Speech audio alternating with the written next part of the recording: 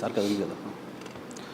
Hello, welcome to Way2News conclave first conclave తెలంగాణలో నిర్వహిస్తున్నాం. తెలంగాణ కాంక్లేవ్కి విచ్చేసిన ముఖ్యమంత్రి రేవంత్ రెడ్డి గారికి థ్యాంక్ యూ సార్, వెల్కమ్.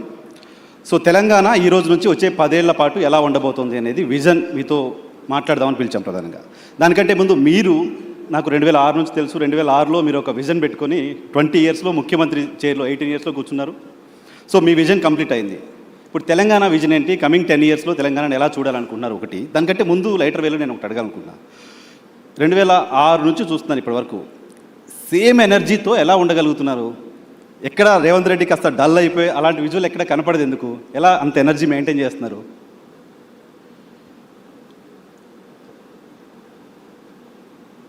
మనకున్న లక్ష్యం, మన ఆలోచన, మనం తీసుకుంటున్న నిర్ణయాలలో స్పష్టత ఉంటే ఆ పాజిటివ్ ఎనర్జీ అనేది మనకు ఆటోమేటిక్గా వస్తుంది. రెండవది, చాలా సందర్భాలలో చాలామంది తమకు ఏం కావాలనో కోరుకోకుండా ఇతరుల దగ్గర ఏముండకూడదో దాన్ని దూరం చేయాలనే ప్రయత్నం చేస్తుంటారు. ఓకే, అది జరగకపోవడం వల్ల అసహనము, అసంతృప్తి అవి మనిషిని కుంగదీస్తాయి. దాంతో తొందరగా వాళ్ళ శక్తిని కోల్పోవడమే కాకుండా మానసికంగా బలహీనులవుతారు. ఒక్కసారి మానసికంగా మనం బలహీనమైన తర్వాత మనం దాచుకోవాలనుకున్నా దాగదు. దాంతో ఏమవుతారంటే చాలామంది అధికారంలో ఉన్నప్పుడు ఒకలాగా, అధికారంలో లేనప్పుడు ఇంకొకలాగా, లేకపోతే అనుకూలిస్తే ఒకలాగా, గెలిస్తే ఉప్పొంగిపోవడం, ఓడితే కుంగిపోవడం, ఇట్లాంటి రకరకాల సమస్యలతో కొట్టుమిట్టారు. So clarity of thought first, ప్రణాళిక దానికి తగ్గట్టుగా. ఓకే, సో ఆలోచన అలా క్లారిటీగా ఉండొచ్చు. కానీ మీపైన జరిగిన అటాక్స్ నాకు గుర్తుంది. 2009లో మీరు మొదటిసారి ఎమ్మెల్యేగా పోటీ చేసినప్పుడు గన్తో ఫైర్ చేశారు మీ పైన. రోడ్డు పైన అలా పడిపోయిన రేవంత్ రెడ్డి విజువల్ చూసాం. ఆ తర్వాత కేసులు, కొట్లాట్లు, అరెస్టులు, జైళ్ళు ఇవన్నీ కూడా చూసాయి కదా. క్లారిటీ ఆఫ్ థాట్ ఓకే, ఇవన్నీ ఎక్కడ ఆపలేదా? ఇవన్నీ ఎక్కడ బౌన్స్ బ్యాక్ అయ్యేలా, మళ్ళీ వెనక్కి తగ్గేలా చేయలేదా? డెఫినెట్గా సమస్య వచ్చినప్పుడు, సమస్యను ఎదుర్కొంటున్నప్పుడు కొంత మానసికంగా ఒత్తిడి ఉంటుంది.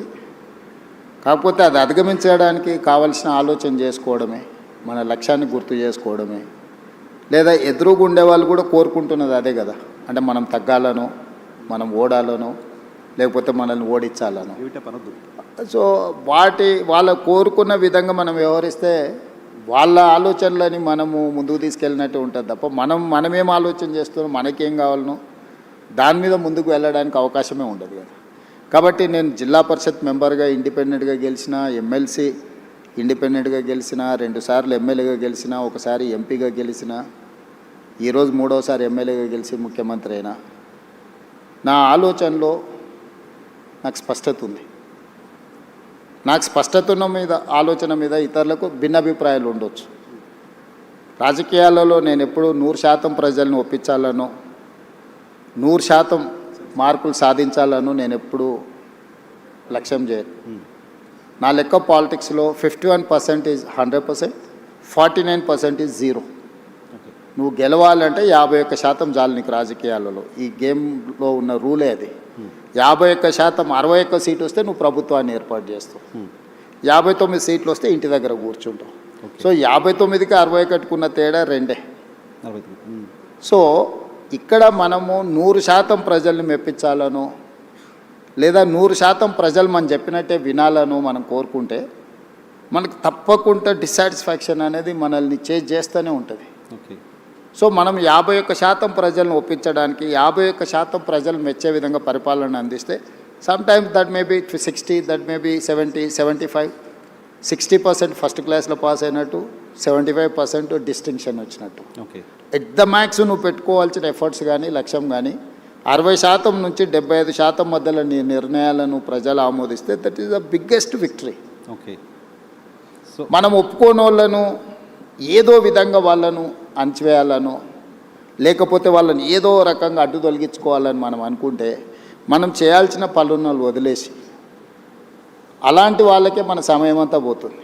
సో ఓకే, మన ఎనర్జీ మన ఎనర్జీ అనేది, మన ఆలోచన అనేది మనకి ఏం కావాలనే లక్ష్యం కోసం ఉపయోగించినప్పుడు తప్పకుండా దాని ఫలితాలు వేరే రకంగా ఉంటాయి. ఓకే, సో ఇప్పుడు మీ ఎనర్జీ అంతా తెలంగాణకి ఏం కావాలి, తెలంగాణ ఎలా అభివృద్ధి కావాలి అనే దానిపైన పెట్టారు, రైట్? సో ఏంటి మీ విజన్ ఏంటో ఒకసారి చెప్తారా? కమింగ్ 10 years తెలంగాణ ఎలా ఉండబోతోంది? రైజింగ్ తెలంగాణ.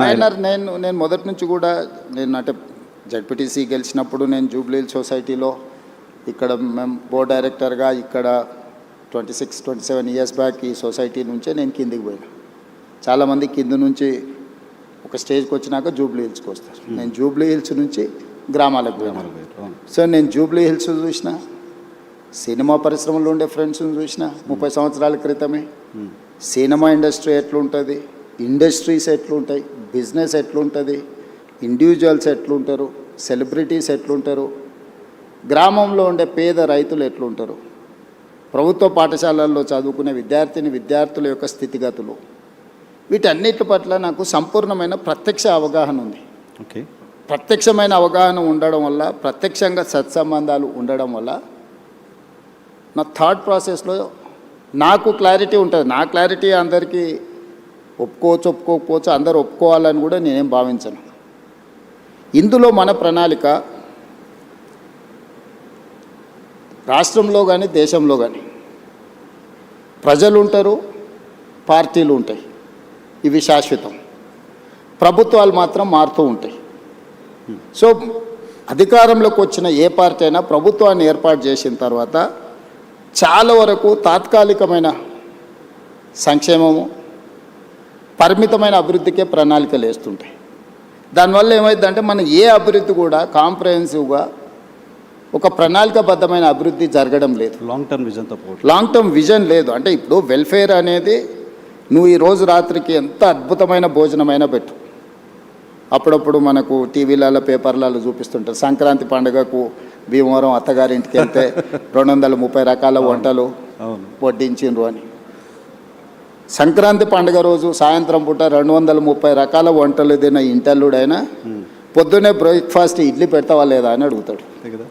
సంక్షేమం కూడా నువ్వు ఏమైనా ఇవ్వు, మళ్ళీ తెల్లారి మళ్ళీ తప్పకుండా అడుగుతారు. సో మీరు సంక్షేమాన్ని బిలీవ్ చేయరా? నేను బిలీవ్ చేయను అంటలేను. సంక్షేమం అనేది నిరంతర ప్రక్రియ కాదు. అభివృద్ధి అనేది నువ్వు ప్రణాళికబద్ధంగా చేస్తే, ఇన్ఫ్రాస్ట్రక్చర్ క్రియేట్ చేస్తే, ఒక వ్యవస్థల్ని నువ్వు క్రియేట్ చేస్తే ఆ వ్యవస్థలు నీకు తిరిగి ఇన్కమ్ జనరేట్ చేసి ఇస్తాయి. ఆ వ్యవస్థ అనే దానికి పరిమితంగా చేయడం వల్ల పరిమితమైన ఇన్కమ్ కానీ, పరిమితమైన ప్రణాళిక కానీ, ఆ పరిమితమైన ప్రణాళికను నెక్స్ట్ వచ్చిన ప్రభుత్వం కొనసాగిస్తుందా లేదా అంటే మనం చెప్పలేం. రాజకీయాలలో ఉన్న రకరకాల మనం చూస్తున్నాం. పక్క రాష్ట్రంలో కూడా కొన్ని ఉదాహరణలు చూసినాం. మన దగ్గర కూడా కొన్ని ప్రణాళికలు కాంగ్రెస్ అధికారంలో ఉన్నప్పుడు ఐటీఐఆర్ కారిడార్ ఇచ్చిండ్రు. తర్వాత వచ్చిన ప్రభుత్వం దాన్ని రద్దు చేసింది. ఐటీఐఆర్ కారిడార్లో ప్రత్యక్షంగా కొన్ని లక్షల ఉద్యోగాలు, పరోక్షంగా 1 కోటి మందికి పైగా జీవనాధారం దొరికి ఒక ప్రణాళిక. ఆ ప్రణాళికను వచ్చిన ప్రభుత్వం కొనసాగించలేదు. ఇట్లాంటి చాలా ఉదాహరణలు ఉన్నాయి. అందుకోసం ప్రభుత్వాలు శాఖవారీగా చేస్తారు. అంటే ఈ శాఖ ప్రణాళిక ఇట్లా ఉండాలని చూస్తారు. లేకపోతే జెండర్ బేస్డ్, అంటే పురుషులకైతే ఇట్లా ఉండాలి, మహిళలకైతే ఇట్లా ఉండాలి, యువకులకు విద్యార్థులకైతే ఇట్లా ఉండాలి, రైతులు అట్లా. అంటే ఒక వర్టికల్ని మాత్రమే మనం డిజైన్ చేస్తున్నాం ఇప్పటి వరకు. ఈ వర్టికల్స్ డిజైన్ చేయడం వల్ల ఒక పూర్తి స్థాయి ప్రణాళిక అభివృద్ధి అనేది మనం చేయలేకపోతున్నాం. ఉదాహరణ, మనకు సెల్ఫ్ హెల్ప్ గ్రూపులు ఉన్నాయి, స్వయం సహాయక సంఘాలు, మహిళా సంఘాలకు వాళ్ళకి సంబంధించిన బ్యాంకులో రుణాలు ఇచ్చి వాళ్ళని ఆర్థికంగా నిలబెట్టాలని ఒక ఆలోచన చేస్తారు. అంతవరకు అది కరెక్టే.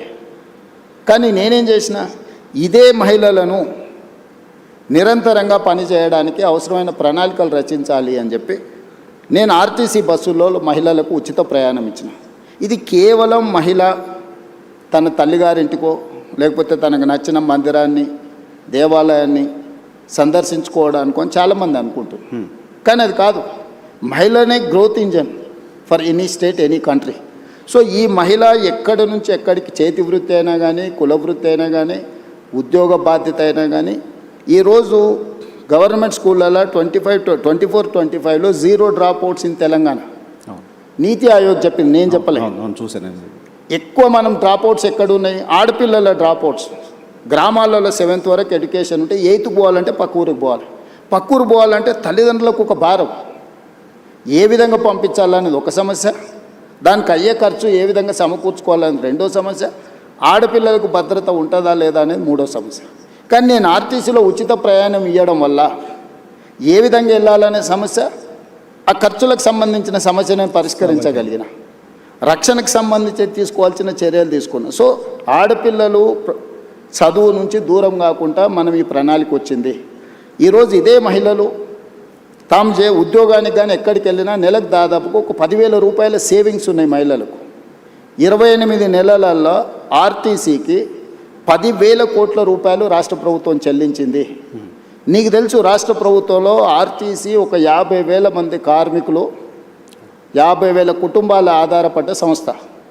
గత ప్రభుత్వంలో దాదాపుగా 2 నెలలకు పైగా దీక్ష, ధర్నాలు, బంధులు మొత్తం ఎక్కడొక్కడ ఉండి 60-70 మంది డ్రైవర్లు, కండక్టర్లు ఆత్మహత్యలు చేసుకున్న పరిస్థితి. దివాలా తీసి ఆర్టీసీ మూసేస్తుండ్రు, ఆర్టీసీని ప్రైవేట్ పరం చేస్తుండ్రు అని ఆ రోజు ఉండే. మీరు కూడా జర్నలిస్ట్గా రిపోర్ట్ చేసి. కానీ ఈరోజు నేను లాభాలకు తీసుకొచ్చిన. ఈరోజు RTC profit making institution.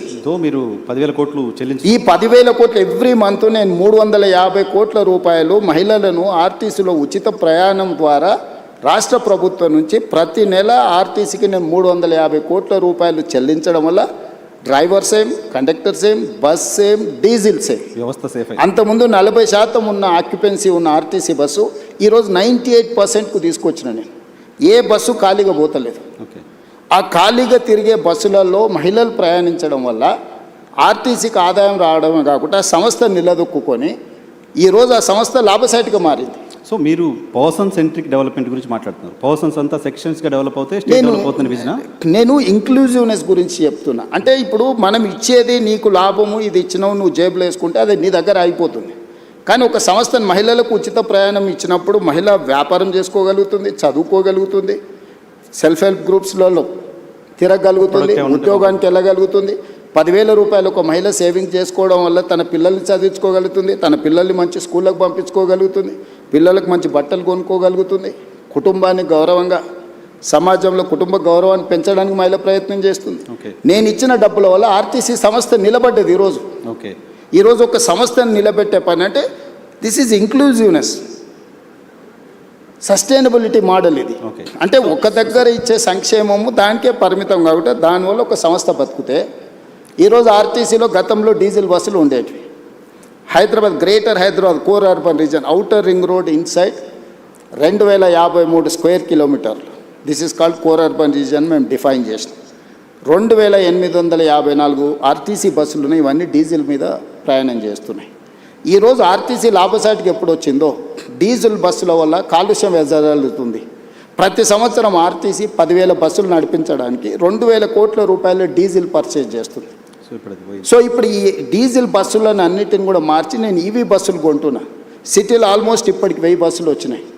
December 9th లోపల ఇంకొక 2,000 బస్సులు తీసుకొచ్చి 3,000 ఆర్టీసీ బస్సులు ఈవీ వెహికల్స్ హైదరాబాద్లో తిప్పడం వల్ల, నేను భవిష్యత్తులో మిగతా బస్సులను కూడా మార్చడం వల్ల ప్రతి సంవత్సరం డీజిల్ మీద పెట్టే ఖర్చు 2,000 కోట్ల రూపాయలని నేను ఈరోజు సేవింగ్ చేయగలుగుతా. ఈ 2,000 కోట్ల సేవింగ్స్తో నేను ఈవీ బస్సులు కొనుక్కోవడమే కాకుండా కాలుష్యాన్ని కూడా నేను నియంత్రించగలుగుతున్నా. సో మీకు ఒక ప్రభుత్వం చేసే ఒక పని తాలూకా ఇంపాక్ట్ మల్టిపుల్గా ఉండాలి అని చెప్తారు. అట్లా చేయాలి. కాంప్రహెన్సివ్ సస్టైనబుల్ మోడల్ అనేది మనం ఎన్నుకోవాలి. ఒక పని, ఒక ప్రయత్నం ఒక దగ్గర సంక్షేమం లాగా కనిపించినా, ఇక్కడ స్పెండింగ్, ఇక్కడ ఖర్చు పెడుతున్నట్టు కనిపించినా అది ఇతర ఆదాయాలను సృష్టించడానికి ప్రణాళికలు ఉండాలి. సో నేను మహిళలకు ఉచిత బస్సు ఇచ్చింది కేవలం మహిళలు ఓట్లు వేయించుకోవడానికి, మహిళలు బస్సులో ప్రయాణం చేయడానికి ఇచ్చేసిండే రేవంత్ రెడ్డి అని చూస్తున్నాను. నేనేం చెప్తున్నా, ఒక మహిళ కులవృత్తి కానీ, చేతి వృత్తి కానీ, ఉద్యోగం కానీ, ఉపాధి కానీ, చదువు కానీ వీటన్నిటికీ తనకు ఒక శక్తిని ఇస్తున్నా. సో అది ఓకే, మహిళలకు సంబంధించి సరే, దానికి సంబంధించిన ఇంపాక్ట్ మీరు అంతా చెప్పారు. ఓకే, బట్ 1 ట్రిలియన్ ఎకాడమీ నేను చేస్తాను 34 వరకు అని చెప్పి మీరు ఒక మాట మాట్లాడుతున్నారు కంటిన్యూస్గా. మొత్తం దేశ జీడీపీలో 10% మేము కాంట్రిబ్యూట్ చేయాలనుకుంటున్నామని చెప్తున్నారు. సో దీంతో సాధ్యమవుతుందా? ఇంకేదో పెద్ద పెద్ద పెట్టుబడులు రావాల్సిన అవసరం ఉంటుంది, ఇంకా చాలా చేయాల్సిన అవసరం. ఎస్ వైఎన్ఆర్, ఐ డూ అగ్రీ. నేను ఇంతకు నీకు ప్రారంభంలోనే చెప్పిన, ఒక శాఖకు సంబంధించో ఒక చిన్న ఏరియాకి సంబంధించో మనం డిజైన్ చేస్తున్నాం. కార్పొరేట్ కంపెనీస్ కూడా వాళ్ళ ఫైనాన్షియల్ ఎట్లా ఉండాలి, ఫ్యూచర్ ఎక్స్పాన్షన్ ఎట్లా ఉండాలి, దాని రిసోర్సెస్ ఎట్లా ఉండాలా, దాన్ని మినిమం ఎక్స్పెండిచర్ మ్యాక్సిమం ప్రాఫిట్ ఎట్లా ఉండాలి, ఎట్లయితే ప్రణాళిక చేస్తారో రాష్ట్రాలకు కూడా ప్రణాళిక ఉండాలి. నేను ఓపెనింగ్ రిమార్క్స్లో చెప్పిన, ప్రజలు ఉంటారు, పార్టీలు ఉంటాయి, ప్రభుత్వాలు మారుతూ ఉంటాయి. మారిన ప్రభుత్వానికి భవిష్యత్తు పట్ల ఒక స్పష్టత ఉండాలి. ఆ స్పష్టతనే ప్రణాళిక రూపంలో మనం రచించుకోవాలి. ఇప్పటివరకు భారతదేశంలో ఏ రాష్ట్రానికి కూడా కాంప్రహెన్సివ్ డిజైన్ అనేది లేదు, కాంప్రహెన్సివ్ పాలసీ లేదు. అందుకే నేను తెలంగాణ రాష్ట్ర ముఖ్యమంత్రిగా బాధ్యతలు చేపట్టిన తర్వాత నా 17 years అపోజిషన్ ఎక్స్పీరియన్స్, నేను జడ్పీటీసీ ప్రతిపక్షంలోనే, ఎమ్మెల్సీ ప్రతిపక్షమే, ఎమ్మెల్యే ప్రతిపక్షమే, ఎంపీ ప్రతిపక్షం. ముఖ్యమంత్రి అయ్యే వరకు అంత ప్రతిపక్షం. 17 yearsలో నేను ముఖ్యమంత్రి అయ్యే వరకు నేను ప్రతిపక్షంలో ఉన్నా. ఏ రోజు కూడా అధికారంలో లేను, అధికార పార్టీలో కూడా లేను. కానీ 17 సంవత్సరాల సుదీర్ఘ నా ప్రతిపక్షంలో ఉన్న నాకున్న అనుభవం, సమస్యలు చూసిన కోణం, సమస్యల్ని ప్రత్యక్షంగా ఏ విధంగా పరిష్కరించవచ్చు అన్న ఉన్న ఆలోచనతోని తెలంగాణ కోసం ఒక పాలసీ డాక్యుమెంట్ని తయారు చేసి, ఆ పాలసీ డాక్యుమెంట్ పేరే తెలంగాణ రైజింగ్ 2047. ఈ పాలసీ డాక్యుమెంట్ ఉండాలన్నది నా ఆలోచన. పాలసీలో చాప్టర్స్ అనేటివి నేను రాసినవి కాదు. ఓ సత్యనాథేళ్ళ ఇందులో ఉన్నాడు, సంతను నారాయణ ఉన్నాడు, లేకపోతే world bank chairman Ajay Banga ఉన్నాడు, లేకపోతే రఘురామరాజన్ ఎక్స్ ఆర్బీఐ గవర్నర్ ఉన్నాడు, NITI Aayog government of India vice chairman Suman Bery ఉన్నాడు, ఐఎస్బీ ఇన్స్టిట్యూట్ ఇక్కడ ఏదైతే ఉన్నదో one of the best institute in the world, ISB మా policy document partner, NALSAR university మా పాలసీ డాక్యుమెంట్ పార్ట్నర్, ఓకే, తో Great Britain prime minister Tony Blair అతను మా దాంట్లో ఇప్పుడు ఫార్మర్ ప్రైమ్ మినిస్టర్, అతను మా పాలసీ డాక్యుమెంట్లో పార్ట్నర్. అంటే ప్రపంచంలో ఉండే వివిధ మేధావులను, వివిధ పెద్ద పెద్ద కార్పొరేట్ కంపెనీల సీఈఓలను మన తెలంగాణ రైజింగ్ 2047 పాలసీ డాక్యుమెంట్లో వాళ్ళందరినీ బోర్డులోకి తీసుకొచ్చి కంప్లీట్గా వాళ్ళందరికీ మేమేమనుకుంటున్నాం వాళ్ళతో కూర్చొని మాట్లాడి పబ్లిక్ డొమైన్లో కూడా పెడితే దాదాపుగా మనకు ఒక 20 లక్షల సజెషన్స్ వచ్చినాయి ఆన్లైన్. వాటన్నిటిని కూడా ఫిల్టర్ చేసినాం. అందులో ఉండే ఎస్సెన్స్ అంతా వాళ్ళు ఇచ్చిన సూచనలు, సలహాలు, అది విద్యార్థులకు కావచ్చు, లేకపోతే నిరుద్యోగుల కోసం కావచ్చు, లేకపోతే ఉమెన్ కోసం కావచ్చు, లేకపోతే ఐటీ పాలసీ కావచ్చు, ఇండస్ట్రియల్ పాలసీ కావచ్చు, లేకపోతే ఏఐ కావచ్చు, ఇట్లా చెప్పుకుంటూ వెళ్తే ప్రతి వర్టికల్ మీద ఆల్మోస్ట్ 8 months కంటిన్యూస్గా చీఫ్ సెక్రటరీ నుంచి ప్రతి ఆఫీసర్ని ఇందులో పెట్టి, ఒక గ్రూప్ ఆఫ్ ఆఫీసర్స్ని పెట్టి, గ్రూప్ ఆఫ్ మినిస్టర్స్ని పెట్టి కన్సెన్సస్ బిల్డ్ చేసి ప్రపంచ దేశంలో ఉన్న ప్రతి ఒక్కరిని మన పాలసీ డాక్యుమెంట్లో ఇంక్లూడ్ చేసి ఇక్కడ ఉన్న నైసర్గిక స్వరూపాన్ని వివరించి, ఇప్పుడు కాశ్మీర్లో ప్లాన్ చేసుకుంటే కాశ్మీర్కు తగ్గట్టు చేసుకోవాలి. కాశ్మీర్లో ప్లాన్ చేసిన ఐస్ కోసము, ఐస్ తుఫాన్ల కోసము తెలంగాణలో ప్లాన్ చేసినాం అనుకో, ఇక్కడ ఐస్ వచ్చేది లేదు, చూసుకోవాలి కదా. సో తెలంగాణలో ఉండే సహజ ప్రకృతి వనరులు ఏమున్నాయి, ఇక్కడ టాలెంట్ ఏముంది, ఇక్కడ ప్రజలు ఏం కోరుకుంటుంది, ఏ ప్రజల్ని ఇందులో భాగస్వాములు చేస్తే ప్రయోజనం ఉంటుందో అట్లా తయారు చేసి ఒక గ్లోబల్ సమ్మిట్ డిసెంబర్, తెలుసు 2025 డిసెంబర్లో గ్లోబల్ సమ్మిట్ని 108 దేశాల నుంచి కార్పొరేట్ కంపెనీలను, ఫార్చ్యూన్ 500 కంపెనీలను ఆహ్వానించి ఆల్మోస్ట్ ప్రపంచంలో ఉండే ప్రతి పెద్ద సంస్థకు సంబంధించిన ప్రతినిధులను పిలిచి 3 రోజులు గ్లోబల్ సమ్మిట్ నిర్వహించి పాలసీ డాక్యుమెంట్ని తెలంగాణకు డెడికేట్ చేసి, అందులోనే outer ring road inside, cut off is outer ring road, that is called core urban region economy called cure. ఈ 2053 స్క్వేర్ కిలోమీటర్లలో మన రాష్ట్ర జనాభాలో 40% నివసిస్తున్నారు. 1,34,00,000 మంది ప్రజలు ఇక్కడ నివసిస్తున్నారు లోపల, ఈ రింగ్ రోడ్డు లోపలనే. ఇక్కడ పరిశ్రమలు ఉన్నాయి, కాలుష్యం వెదజల్లే పరిశ్రమలు ఉన్నాయి, రకరకాల ఎంక్రోచ్మెంట్స్ ఉన్నాయి, నాలా ఎంక్రోచ్మెంట్స్ ఉన్నది, వాటర్ బాడీస్ ఎంక్రోచ్మెంట్స్ ఉన్నాయి, నదుల ఎంక్రోచ్మెంట్స్ ఉన్నాయి, అన్ని రకాల సమస్యలతో కూడుకున్న థిక్ పాపులేటెడ్ ఏరియా. సో దీన్ని, ఈ క్యూర్ని ఏ విధంగా క్యూర్ చేయాలనేది మా పాలసీ. ఓకే, అందుకే మేము హిల్ట్ పాలసీ తీసుకొచ్చినాం. ఇక్కడ ఉన్న కాలుష్యం వెదజల్లే పరిశ్రమలని ఈ కోర్ అర్బన్ రీజన్ బయటికి తరలించాలి. అదే హిల్ట్ పైన సరే అక్కడికే వస్తున్నా. సో మేము నదులను ఆక్రమించుకున్నారు, చెరువులను ఆక్రమించుకున్నారు, కుంటలను ఆక్రమించుకున్నారు, నాలాలను ఆక్రమించుకున్నారు, పబ్లిక్ పార్క్స్ని ఆక్రమించుకున్నారు, గవర్నమెంట్ ల్యాండ్స్ని ఆక్రమించుకున్నారు. సో ఇన్ని ఆక్రమణలు జరిగిన తర్వాత ఈ నగరాన్ని ఎవరైనా ప్రక్షాళన చేయగలరా? నదుల ఆక్రమణలు తొలగిస్తే ఆక్రందనలు అంటారు, చెరువులను తొలగిస్తే, కుంటలను తొలగిస్తే, నాలాలను తొలగిస్తే వీటి వల్ల ప్రకృతి వైపరీత్యం.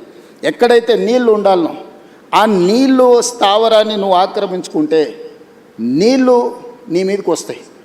జపాన్లో ఒక సేయింగ్ ఉంది, నగరాలను నువ్వు కలుషితం చేసినా మర్చిపోతాయేమో కానీ నీటి వనరులను నువ్వు కలుషితం చేస్తే ఎప్పుడూ మర్చిపోదు. ఈరోజు నువ్వు ఎక్కడైతే ఎంక్రోచ్మెంట్ చేస్తున్నావు వాటర్ బాడీస్ని కానీ లేక్స్ని కానీ వాటర్ ఫ్లోస్ని కానీ నువ్వు డిస్టర్బ్ చేస్తావు, ప్రకృతి వైపరీత్యం జరిగినప్పుడు ఎక్కడైనా నువ్వు తీసుకో విధ్వంసం విలయ తాండవం జరుగుద్ది. సో నువ్వు నగరంలో రోడ్లు ఆక్రమించుకున్నా లేకపోతే ఇంకేదైనా ఆక్రమించుకున్నా గవర్నమెంట్ ల్యాండ్స్ ఆక్రమించుకున్నా ప్రకృతి నిన్ను క్షమిస్తుందేమో కానీ చెరువులు కుంటలు నాలలు నదులను ఆక్రమించుకుంటే ప్రకృతి నిన్ను క్షమించదు. ప్రకృతి ప్రకోపించిన రోజు ఏది మిగలదు. సో మీ విజన్ డాక్యుమెంట్లో భాగమే హైడ్రా కావచ్చు, హెల్త్ పాలసీ కావచ్చు.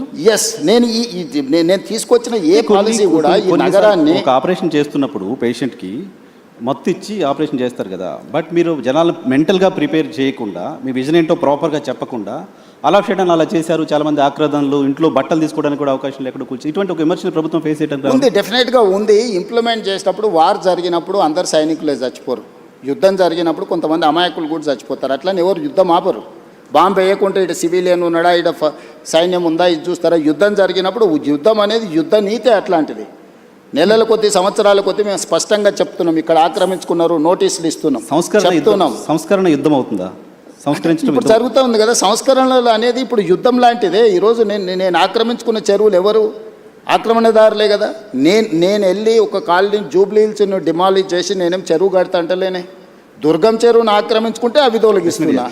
మీరు ఎన్కన్వెన్షన్ చేసినప్పుడు ప్రభుత్వం చాలా మంది చెప్పట్లేదు. నేను అదే చెప్తున్నా, 3 ఎకరాలు ఇప్పుడు మనం ఈడ చర్చిస్తే బాగుండదు. ఎందుకంటే అతను వాలంటీర్గా ముందుకు వచ్చి సరెండర్ చేసిన తర్వాత అది వేరే విషయం. ఒక సెలబ్రిటీ ప్రజలకు అందరికి ఆదర్శంగా ఉండే వ్యక్తులు తుమ్మిడికుంటాను మొత్తం ఆక్రమించుకొని ఫంక్షన్ హాల్ కట్టుకుంటుంటే రెగ్యులర్గా మనం అందులో ఫంక్షన్ చేసుకుంటున్నాం. ఆ నీళ్ళు ఎక్కడికి వెళ్తున్నాయి? కాలనీల మీదకి వస్తున్నాయి. కానీ విజన్ డాక్యుమెంట్ని అమలు చేస్తున్న క్రమంలో పొలిటికల్గా కూడా మీరు పొలిటికల్ పార్టీ రిప్రజెంటేటివ్ రేపు మళ్ళీ 51% మీకు అన్నట్టు కావాలి, చూసుకోవాల్సిన అవసరం ఉందా? ఎస్, నేను ఒప్పుకుంటా. కానీ ఏది నా కోసం చేస్తలేను, నా ఇంటి కోసం చేస్తలేను. నేను ఈ సమాజం కోసం, భవిష్యత్ తరాల కోసం చేస్తున్నాను. కొన్ని తిట్లైనా నేను భరిస్తా.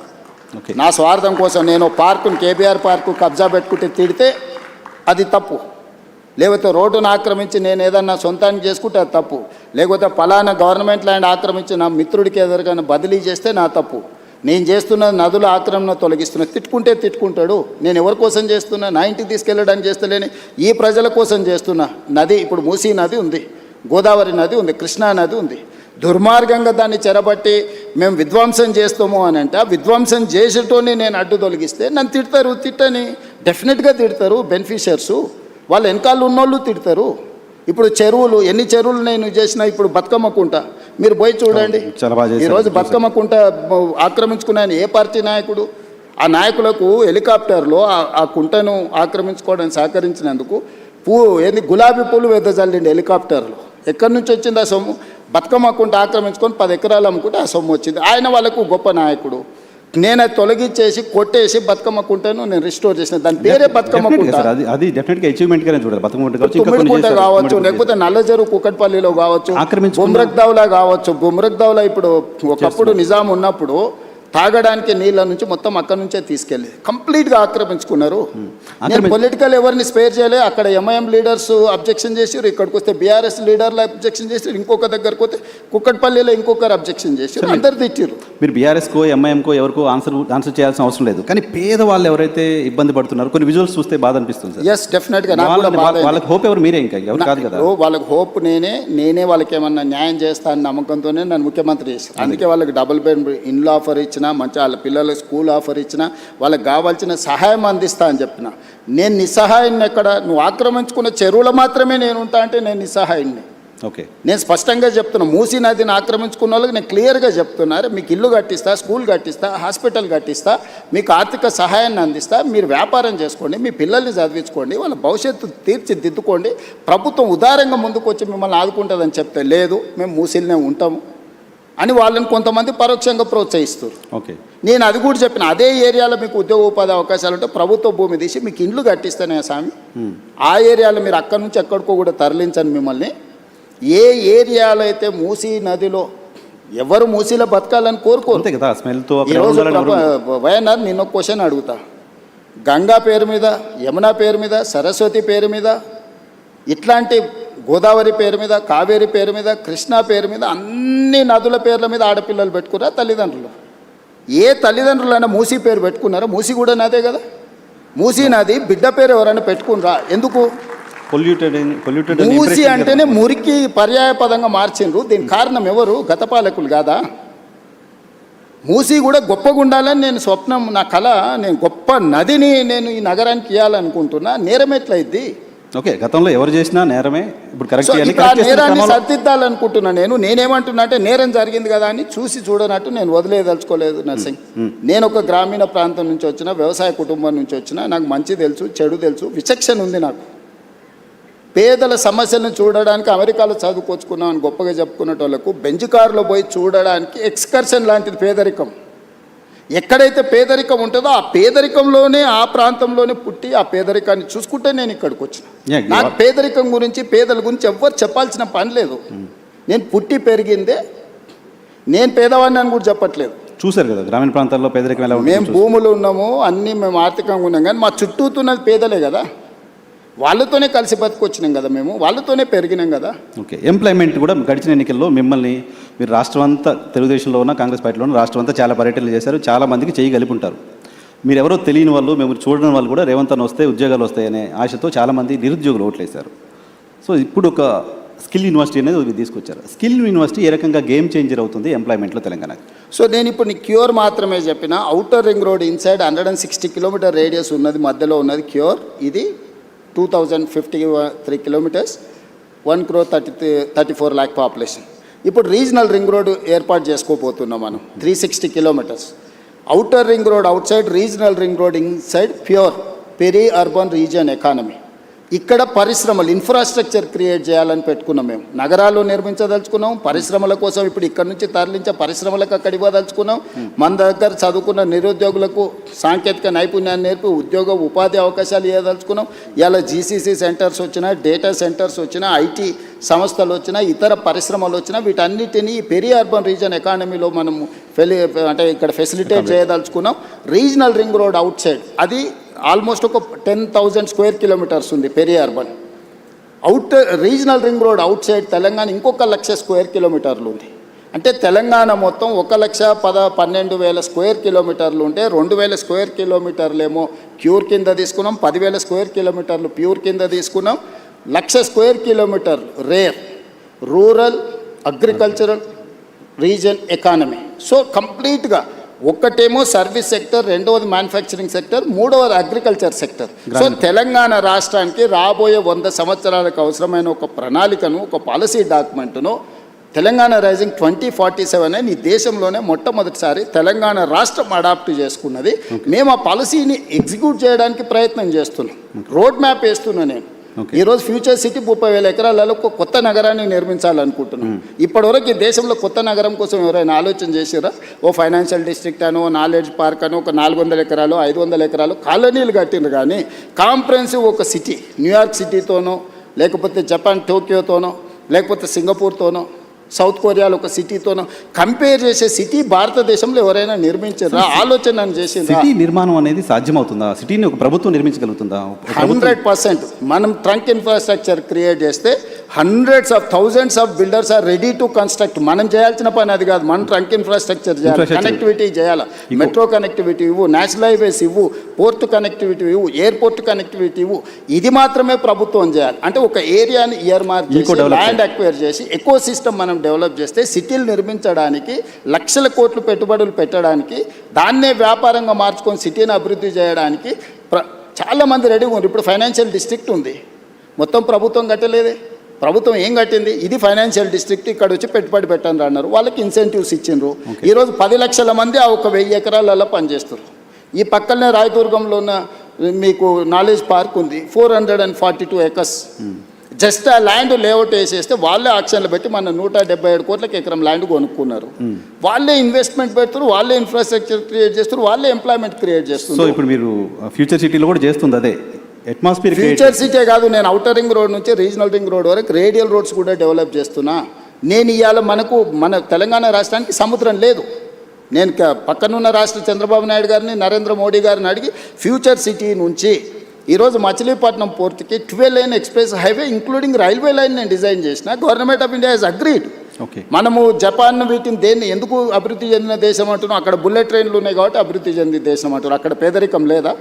చైనాలో పేదరికం లేదా? ఎందుకు 2 అవర్స్లో ఎక్కడికైనా చేర్చుకునేది? ఈరోజు కేంద్ర ప్రభుత్వం 7 బుల్లెట్ ట్రైన్లు ఇస్తే 7లో 3 నేను తెలంగాణ రాష్ట్రానికి తీసుకొచ్చిన. ఈరోజు శంషాబాద్ను ఒక హబ్గా చేసి Shamshabad Bengaluru, Shamshabad Chennai via Amaravati, Shamshabad Mumbai via Pune. So ఈరోజు ఇన్ని కనెక్టివిటీస్ని డెవలప్ చేయడానికి రైల్ కనెక్టివిటీ తీసుకొచ్చిన, రోడ్ కనెక్టివిటీ తీసుకొస్తున్నా. ఈరోజు నేను పోర్ట్ కనెక్టివిటీ తీసుకొస్తున్నా. ఇవన్నీ ఇన్నేళ్ళు ఎందుకు చేయలేదు? 10 ఏళ్ళు తెలంగాణ వచ్చినాక ఒక్కరోజు కూడా ఆలోచన చేయలేదే వీళ్ళు. ఇప్పుడు చేస్తుంటే అడ్డం పెడతారు. ఫ్యూచర్ సిటీ కట్టనే లేవు, ఫ్యూచర్ లేని వ్యక్తి ఫ్యూచర్ సిటీ కడతాడంట. నా ఫ్యూచరు 17 సంవత్సరాలు నా గ్రోత్ చూస్తే వాళ్ళకే కాదు, వాళ్ళ తాతలకు కూడా అర్థమైంది మీ ఫ్యూచర్ ఏంటని, నా ఫ్యూచర్ ఏందనేదాన్ని. నా ఫ్యూచర్ వాళ్ళు కాదు డిసైడ్ చేయాల్సింది, ప్రజలు డిసైడ్ చేసారు నా ఫ్యూచర్ని. సార్ ఇంకొక క్వశ్చన్ ఉంది, దీనికి సంబంధించి తీసుకొని నేను మిగతా పొలిటికల్ ఇష్యూస్లోకి వెళ్తాను. మీరు చాలా సందర్భాలు క్లెయిమ్ చేసుకుంటారు, నేను ఒక రియల్ ఎస్టేట్ పర్సన్ని, నేను రియల్ ఎస్టేట్ నా వ్యాపారం, నా బ్రతుకు తెరవదే అదే చేసి వచ్చాను అని చెప్తారు. కానీ ఈరోజు హైదరాబాద్లో తెలంగాణలో పర్టికులర్గా హైదరాబాద్లో రియల్ ఎస్టేట్ పరిస్థితి ఏంటి అంటే మీరు సాటిస్ఫై అవుతున్నారా బాగానే ఉంది అని? అంటే రియల్ ఎస్టేట్ బాగుంది, కానీ నేను ఆశించినంత మేరకు లేదు. ఇది ఈ ఒక్క నగరానికే కాదు, మొత్తం ప్రపంచంలోనే ఒకసారి ఒక స్లో డౌన్ అనేది ఉంటుంది. కొన్ని సంవత్సరాలకు కొన్ని ఆర్థికపరమైన యుద్ధం కావచ్చు, ఆర్థిక పరిస్థితులు కావచ్చు, లేకపోతే డాలర్ ఫ్లక్చుయేషన్ కావచ్చు, రకరకాల ఇష్యూస్.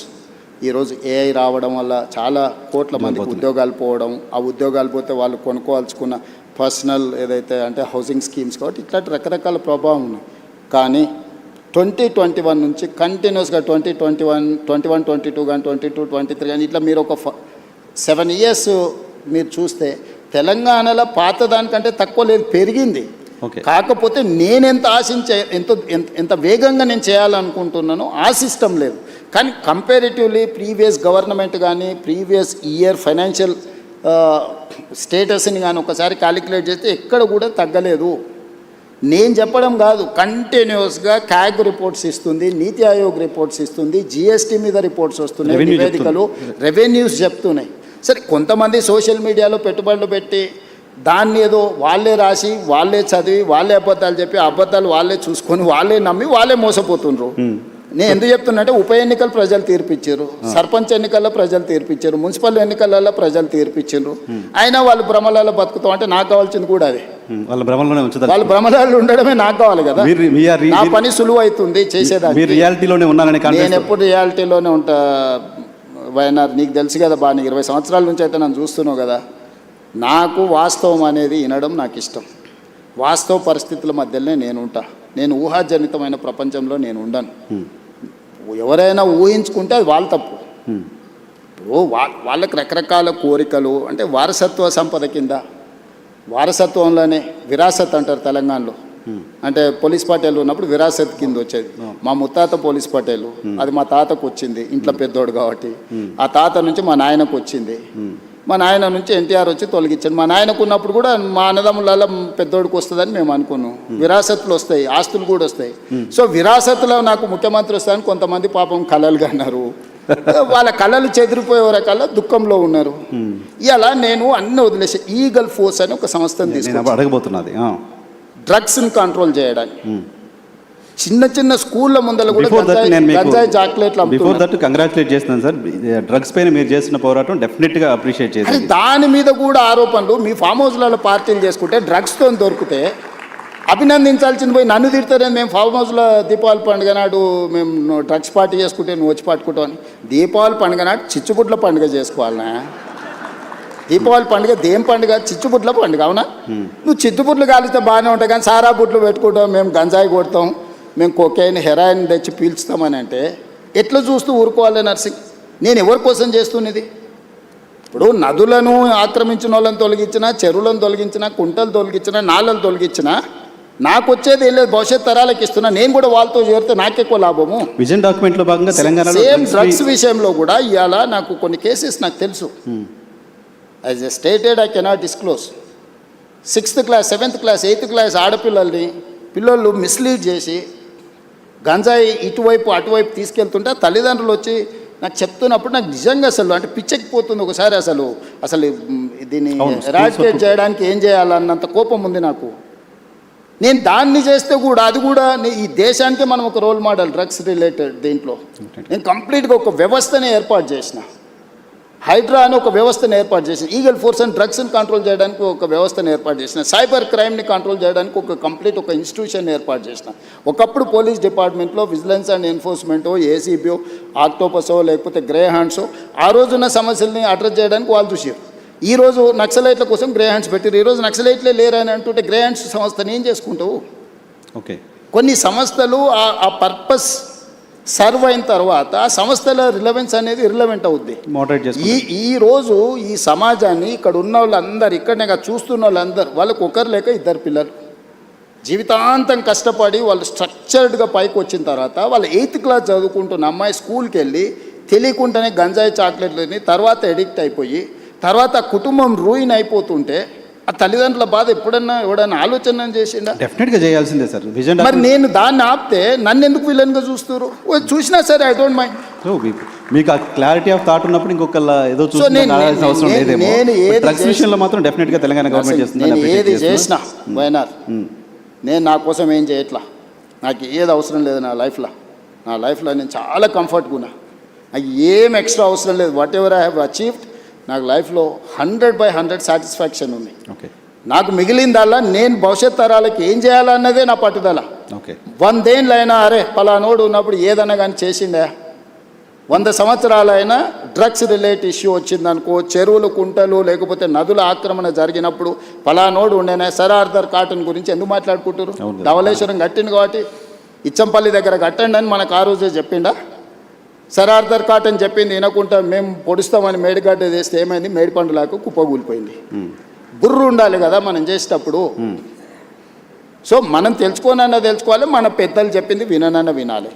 ఈ 2 లేకుండా మనం సగం జ్ఞానంతో చేస్తే సమస్యలు వస్తాయి. కొన్ని విధానాలు ఇంతకుముందు చెప్తున్నట్టుగా విజన్ డాక్యుమెంట్ గురించి చెప్తున్నారు. ఇంకొక పాయింట్ నేను ప్రధానంగా మీరు వచ్చిన తర్వాత నోటీస్ చేసింది, సన్నబియ్యం ఒకటి ఇస్తున్నారు, అప్రిషియేట్ చేయదగ్గ ఇష్యూ డెఫినెట్గా.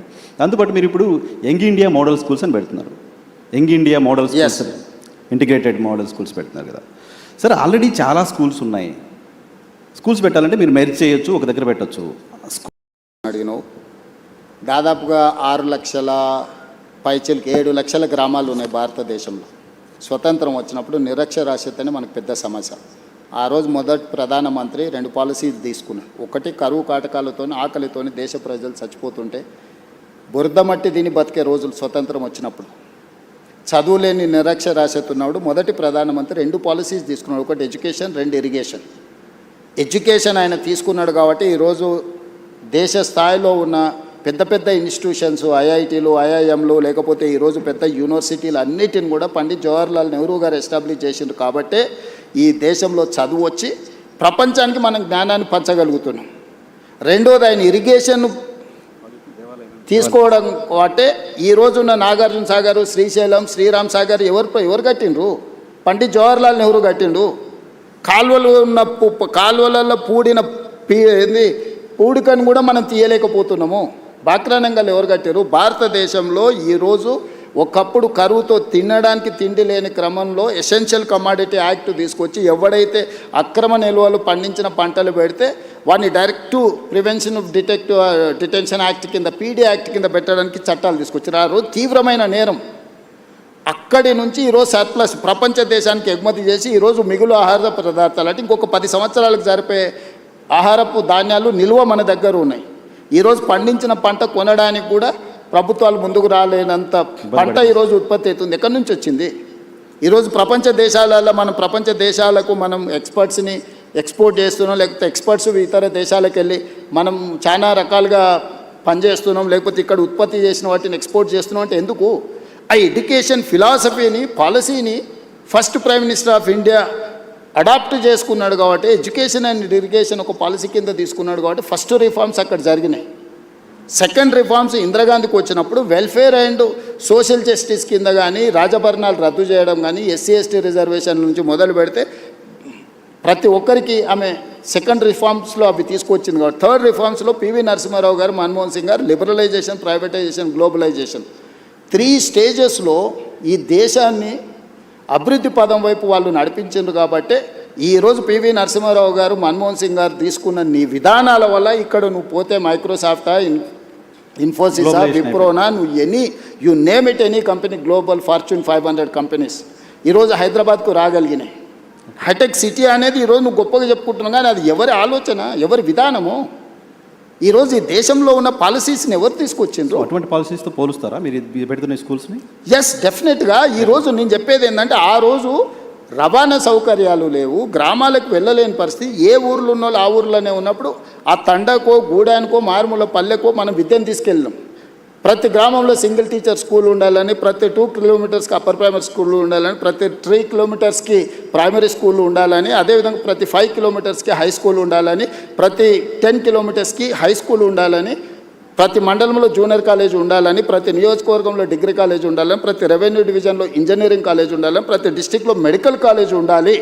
ఇది ఎడ్యుకేషన్ సిస్టమ్ ఇన్ తెలంగాణ లేకపోతే దేశం అని స్ట్రక్చర్డ్గా యూనివర్సిటీ నుంచి కేజీ టు పీజీ అంటారు కదా, స్లోగన్కి బాగుంది. కేజీ టు పీజీ అనేది పీజీ నుంచి కేజీ వరకు స్ట్రక్చర్ ఎవరు చేసిండ్రు? కాంగ్రెస్ పార్టీ చేసింది. ఫిలాసఫీని ఆ రోజు అడాప్ట్ చేసుకున్నారు. ఇప్పుడు మారింది. 27,000 స్కూల్స్ ఉన్నాయి గవర్నమెంట్వి. 1,05,000 మంది టీచర్లు ఉన్నారు నా దగ్గర, కానీ 19 లక్షల మంది మాత్రమే స్టూడెంట్స్ ఉన్నారు. కానీ ప్రైవేట్లో 12,000 స్కూళ్ళు ఉంటే 38 లక్షల పిల్లలు ఉన్నారు. నేను మిమ్మల్ని అడుగుతున్నాను నర్సింగ్, నా దగ్గర ఉన్న వాళ్ళు BA B.Ed మినిమం క్వాలిఫికేషన్ టీచర్లు 1,05,000 మంది ఉన్నారు. గవర్నమెంట్ ఆఫ్ ఇండియా రేషియో 30 మంది విద్యార్థులకు ఒక టీచర్ ఉండాలి. కానీ తెలంగాణలో ఎంత ఉందో తెలుసా? 18 మంది విద్యార్థులకు ఒక టీచర్ ఉంది. భారతదేశంలో ఎక్కడా లేరు. 27,000 స్కూళ్ళు ఉంటే, ఇంతమంది టీచర్లు ఉంటే, 19 లక్షల మంది పిల్లలు నా దగ్గర చదువుకుంటే, 12,000 స్కూళ్ళు ఉన్న ప్రైవేట్ పాఠశాలలు 38 లక్షల మంది పిల్లలకు చదువు చెప్తున్నాయి. ఎక్కడనో ప్రభుత్వ వైఫల్యం ఉన్నట్టే కదా. డెఫినెట్గా. మరి దాన్ని కరెక్షన్ చేయాల్సిన బాధ్యత ఉంది కదా. కరెక్షన్ చేయటంలో ఆ correction next I'm coming to next point. మీరేం చేసిండ్రు? గత పాలకులు ఎవరైనా తెలంగాణ వచ్చిన తర్వాత తీసుకున్న నిర్ణయాలు కూడా ఎస్సీలకు ఒక సపరేట్ స్కూల్ కట్టిండు, ఎస్టీలకు ఒక సపరేట్ స్కూల్ కట్టిండు, బీసీలకు ఒకటి కట్టిండు, మైనారిటీలకు ఒకటి కట్టిండు, అప్పర్ కాస్ట్ వాళ్ళకు ఒకటి కట్టిండు. కుల వివక్ష పోవాలి, కుల నిర్మూలన జరగాలని నువ్వే చెప్తున్నావు. 1,000 కోట్లు ఖర్చు పెడుతున్నావు. నువ్వే SC school separate, ST school separate, BC school separate, minority school separate, upper caste వాళ్ళకి సపరేట్ కట్టిన తర్వాత కుల వ్యవస్థను నువ్వు ప్రోత్సహిస్తున్నావా, నువ్వు తొలగిస్తున్నావా? కుల వ్యవస్థను తొలగించాలన్నప్పుడు మనందరం కలిసి ఉండాలి. మనందరం కలిసి ఉండాల్సిన పరిస్థితులు ప్రభుత్వం కల్పించాలి. వీళ్ళు ఎస్సీ కాలనీ ఊర్లో సపరేట్ కట్టి, ఎస్టీ కాలనీ సపరేట్ కట్టినాక వాళ్ళ మనోభావం ఎట్లుంటుంది? అరే మేము ఎస్సీలం కాబట్టి మమ్మల్ని ఊరు బయట కట్టిండ్రు అంటున్నారు. రెండే వర్గాలు, పేదోడు, ధనవంతుడు. I'm doing social engineering. ఈరోజు నేను ప్రతి నియోజకవర్గంలో ఇచ్చిన యంగ్ ఇంటిగ్రేటెడ్ స్కూల్లో 500 మంది ఎస్సీలు ఉంటారు, 500 మంది ఎస్టీలు ఉంటారు, 500 మంది బీసీలు ఉంటారు, 500 మంది మైనారిటీలు ఉంటారు, 500 మంది అప్పర్ కాస్ట్ ఉంటారు. ఈ సమూహమే young India integrated school. 2,500 students in one campus, 25 acres area, 6 lakhs square feet and spending 200 crores on each school. 100 స్కూళ్ళ మీద 20,000 కోట్లు ఖర్చు పెట్టి ఈరోజు మీరు మార్కెట్లో చెప్పుకుంటున్న కార్పొరేట్ స్కూల్స్ ఉన్నాయి కదా, నెక్స్ట్ డిసెంబర్ తర్వాత అంటే వచ్చే సంవత్సరం ఈ 27 డిసెంబర్ తర్వాత ఈడున్నోళ్ళని కాదు, ఈ దేశంలో ఉన్న వాళ్ళందరూ నేను కట్టే యంగ్ ఇండియా ఇంటిగ్రేటెడ్ స్కూల్స్కు తీసుకెళ్తా. నర్సరీ టు 12th క్లాస్ వరకు నేను అందించే ఎడ్యుకేషన్. నేను బ్రేక్ఫాస్ట్ ఇవ్వబోతున్నా, లంచ్ ఇవ్వబోతున్నా, ఈవినింగ్ స్నాక్స్ ఇవ్వబోతున్నా. రెసిడెన్షియల్ స్కూళ్ళ వల్ల ప్రమాదం ఒకటి తెలుసా నర్సింగ్? ఒకప్పుడు ఒక కుటుంబం 5-6 మంది పిల్లలు ఉండేది. ఓరిద్దరు పిల్లలు చదువుకోవడానికి పోయినా ఓరిద్దరు తల్లిదండ్రుల దగ్గర ఉండేది. ఇప్పుడు ఒక్కటి లేక 2 పిల్లలు ఉంటే ఆ పిల్లల్ని హాస్టల్లో వేస్తే భార్య భర్తల మధ్య పొంతన ఉండట్లేదు, పిల్లలకు దూరం ఉంటారు. ఆ మధ్యలో ఒక ఆయన నాకు చెప్పిండు, మేము చిన్నగా ఉన్నప్పుడు మీరు మమ్మల్ని హాస్టల్లో వేసారు, మేము పెద్దగా అయినాక మిమ్మల్ని తీసుకెళ్ళి ఓల్డేజ్ హోమ్లో వేసినామని. ఎక్కడుంది ఒక హ్యుమానిటీ, ఒక హ్యూమన్ కనెక్షన్ ఎక్కడుంది? మానవ సంబంధాలు తెగిపోతున్నాయి, మానవ విలువలు పడిపోతున్నాయి. దీన్ని రిస్టోర్ చేయాల్సిన బాధ్యత పాలకుడిగా నా మీద లేదా? నేను గ్రామాలలో చూసిన భార్యాభర్తలకు పిల్లలు స్ట్రెస్ బస్టర్స్. మన కోపం వచ్చినా, బాధ వచ్చినా పిల్లలు కళ్ళ ముందు ఉంటే ఒక ధైర్యం. ఆ పిల్లలే లేరనుకో, ఆ కోపం భార్య మీద చూపిస్తాం, భార్యకు వచ్చిన చికాకు భర్త మీద చూపిస్తే చివరికి వాళ్ళిద్దరు విడిపోయే పరిస్థితి ఉంది. సో ఈ మోడల్ స్కూల్లో ఎంత ఉందా? ఇది Definitely-గా భార్య భర్తల మధ్య గొడవలు ఆపడం. సీరియస్గా నేను సోషల్ కాన్సిక్వెన్సెస్ చెప్తున్నాను నర్సింగ్. నేను గ్రామం నుంచి వచ్చిన, నాకు తెలుసు నా దగ్గరికి ఎంతమంది పాలసీ డిజైన్ సో చేసేటప్పుడు ఇప్పుడు బుర్రలేని వాళ్ళకు టెండర్ పిలిచే 200 రూపాయల కాంట్రాక్టే కనిపిస్తాయి, ఎందుకంటే వాళ్ళకు కమిషన్లే కనిపిస్తుంటాయి. అందులో 20,000 కోట్లు పిలిచిందంటే 10% తీసుకున్నా కూడా 2,000 వేసేసినట్టే ఉండాలి. అది దొంగల బుద్ధి. అదే బిల్డింగ్స్ అవసరం ఏంటనేది పాయింట్ చాలా మంది రైజ్ నర్సింగ్ చేస్తున్నారు. ఇప్పుడు సైబర్ క్రైమ్ వాడు ఉండడానికి వానికి యాక్సెస్ దొరకగానే ఈ ఖాతాలో ఎంత ఉంది, ఎంత కొట్టేయచ్చు అని వాళ్ళు లెక్కలు వేసుకుంటాడు. గంజాయి అమ్ముకునేటోడు కాలేజీలో 5,000 మంది పిల్లలు ఉంటే 5,000 మంది ఉంటే 2,000 మందికి అలవాటు చేస్తే ఇంత బిజినెస్ చేయొచ్చు అని వాడు అనుకుంటాడు. బ్లాక్లో టికెట్లు అమ్ముకునేటోడు సినిమా థియేటర్ దగ్గర ఎక్కువ జనాలు కనిపిస్తే ఒక 100 టికెట్లు బ్లాక్లో అమ్ముకుంటే చేయొచ్చు ఈరోజు మంచి బిజినెస్ అని వాడు అనుకుంటాడు. టెండర్లు ఇచ్చి కమిషన్లు కొట్టేసేటోడు దాని వాల్యూ చేసేసి లెక్క కట్టేసి వాడు కమిషన్లు వెనక్కి లెక్కేస్తాడు. నర్సింగ్ రేవంత్ రెడ్డి దగ్గరకు వచ్చి నీకు ఇది ఇస్తే ఈ పంజాయని అడిగే ధైర్యం ఇంతవరకు ఎవరు చేయలే, ఎవరు లోపలికి కూడా రాలే. ఓకే ఓకే, మీరు ఎడ్యుకేషన్ శాఖను కూడా మీ దగ్గర పెట్టుకోవడం వెనక రీజన్ ఇదేనా? నేను పర్సనల్గా దాన్ని పట్టాలు ఎక్కియాలి అనేది ఇప్పుడు చాలామంది ఏం కోరుకుంటారు, రెవెన్యూ కోరుకుంటారు, ఫినాన్స్ కోరుకుంటారు, డిఫరెంట్ మినిస్టర్స్ కోరుకుంటారు కదా. ముఖ్యమంత్రి ఏ శాఖ అయినా నేను నా వద్ద పెట్టుకోవచ్చు కదా. ఏం పెట్టుకున్నా, అర్బన్ ఇన్ఫ్రాస్ట్రక్చర్ చేయాలనుకున్నా మున్సిపాలిటీ పెట్టుకున్నా, స్ట్రక్చర్డ్గా డిజైన్ చేయాలి. ఎడ్యుకేషన్ ఈ సమాజాన్ని పునర్నిర్మించాలనే కోరిక నాకుంది. దీన్ని ఎవరి దగ్గర పెట్టినా కూడా అది నేను అనుకున్న లక్ష్యం దిశగా పోతుందో పోదో అని నా దగ్గర పెట్టుకున్నా. ఈ రెండిట్లల్లా నేను రోజుకు 18 గంటలు రివ్యూలు చేస్తున్నాను. నువ్వు ఆఫీసర్లు అని అడుగు, చచ్చిపోతున్నారు ఆఫీసర్లు. సార్ మేము అంతకుముందు 3 నెలలకు ఒకసారి అట్లా కనిపిస్తే సార్ చెప్పేది 3 గంటలు వింటే మా పని హ్యాపీగా ఉండే సార్, మేము చెప్పాల్సిన అవసరమే లేదు. ఇప్పుడు నువ్వు పిలుస్తున్నావు అంటే మొత్తం తిరిగేసి చదవాల్సి వస్తుంది సార్ అని. సో ఇది డిఫరెన్స్. మీరు మాట్లాడుతుంది చూస్తే అర్థమవుతుంది. నేను ప్రతి ప్రశ్నకి కనీసం 10 నిమిషాలు మాట్లాడుతున్నారు. నాకు టైం 1 అవరే ఉంది. సో ఇంకా చాలా క్వశ్చన్స్ అడగాల్సి ఉన్నాయి. సో మీరు 18 గంటలు రివ్యూ నిర్మిస్తాను ముందుకు వచ్చినప్పుడు నిర్మాణంలో నువ్వు కూడా భాగస్వామి కావాలి. 18 గంటలు రివ్యూ చేస్తున్నారు కాబట్టి అంత నాలెడ్జ్ ఉంటుంది డెఫినెట్గా మీకు. రైట్, చాలా క్వశ్చన్స్ ఉన్నాయి sir. Drug free Telangana okay మాట్లాడుకున్నాం. మీరు నాకు తెలిసి కాంగ్రెస్ పార్టీ అధిష్టానానికి సంబంధించిన ఒక నాయకుడిని అన్న అని పిలిచేంత చనువు నాకు తెలిసి తెలుగు రాష్ట్రాల కాంగ్రెస్ నాయకులకి ఎవరికి ఉన్నట్లేదు. రాహుల్ గాంధీని జస్ట్ మిమ్మల్ని మేమంతా జర్నలిస్ట్ చాలామంది అన్న అని పిలిచినట్టుగా మీరు రాహుల్ గాంధీని అన్న అని పిలుచుకుంటూ తిరుగుతారు. అంత క్లోజ్నెస్ ఎలా వచ్చింది రాహుల్ గాంధీకి? ఇప్పుడు గాంధీ ఫ్యామిలీకి ఈ దేశం పట్ల విశ్వాసం అక్కడ కనపడితే ఇక్కడ దండం పెట్టుకుంటూ నిలబడుతుంది. అట్లా వాళ్ళకు ఉంటుంది. దానికి అనుకూలంగా పనిచేసేటోళ్ళను వాళ్ళు ఫ్యామిలీ మెంబర్స్ లాగా ట్రీట్ చేస్తారు. నాకు రాహుల్ గాంధీ గారి దగ్గర కాదు, ప్రియాంక గాంధీ గారైనా సోనియా గాంధీ గారి దగ్గర అయినా నాకు చాలా ఇంటిమసీ.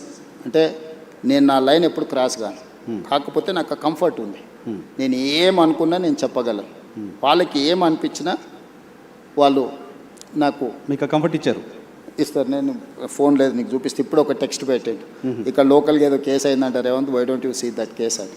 అంటే తెలంగాణలో జరిగే చిన్న సంఘటన కూడా రాహుల్ గాంధీ గారు ముఖ్యమంత్రి గారికి అదేదో చూడు అని అడ్వైజ్ చేసేంత మా కమ్యూనికేషన్ ఉంది.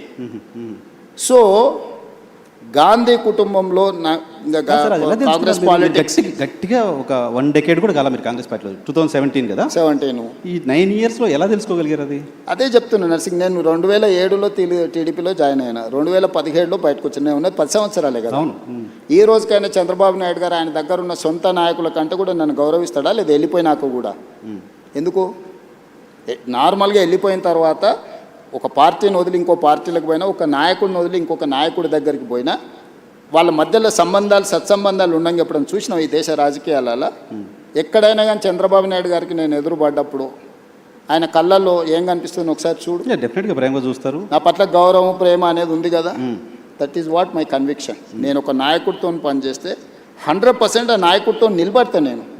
నేను పార్టీని వదిలే రోజు కూడా ఇక్కడ చెప్పలే, విజయవాడకు పోయి చంద్రబాబు నాయుడు గారిని కలిసి సార్ నాకున్న పరిస్థితి ఇది, మీ వల్ల నాకు పార్టీ వల్ల అన్ని రకాల ఉపయోగము ప్రయోజనం జరిగింది, కానీ నేను అనుకుంటున్న పర్పస్ కానీ ప్రజలు కోరుకుంటున్న లక్ష్యం కానీ ఇక్కడ ఉంటే కుదరదు, కాబట్టి నేను ప్రత్యామ్నాయంగా నేను వెళ్తున్నా అని చెప్పి నేను అక్కడి నుంచి వచ్చిన.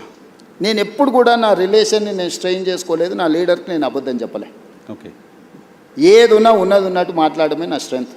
కాదు సార్, రాహుల్ గాంధీ గారికి మీరు గోల్ పెట్టుకున్నారు. నాతో 2006-07 ప్రాంతంలో నేను ముఖ్యమంత్రి అవుతా అని చెప్పారు. నాతో పాటు చాలామంది జర్నలిస్ట్ ఫ్రెండ్స్ చెప్పారు. కొంతమందిని మా వాళ్ళని మంత్రులను కూడా చేస్తామని చెప్పారు. మంత్రులను చేయలేదు కానీ చాలామంది మా జర్నలిస్ట్ ఫ్రెండ్స్కి అవకాశాలు కల్పించారు. Thank you. సో మీరు రాహుల్ గాంధీ గారికి చెప్పొచ్చు కదా, ఆయన కూడా గోల్ పెట్టుకొని నేను ప్రధానమంత్రి కావాలని గోల్ ఉందా అసలు ఆయనకి? ఆ గోల్ పెట్టుకున్నారు, దానికోసం పనిచేస్తున్నారు. రాహుల్ గాంధీ గారికి చాలాసార్లు చెప్తున్నా, కాంగ్రెస్ను అధికారంలోకి తేవాలనే గోల్ ఉంది ఆయనకు, కానీ ఆయన ప్రధానమంత్రి కావాలనే దాని మీద ఆయన కోరిక లేదు.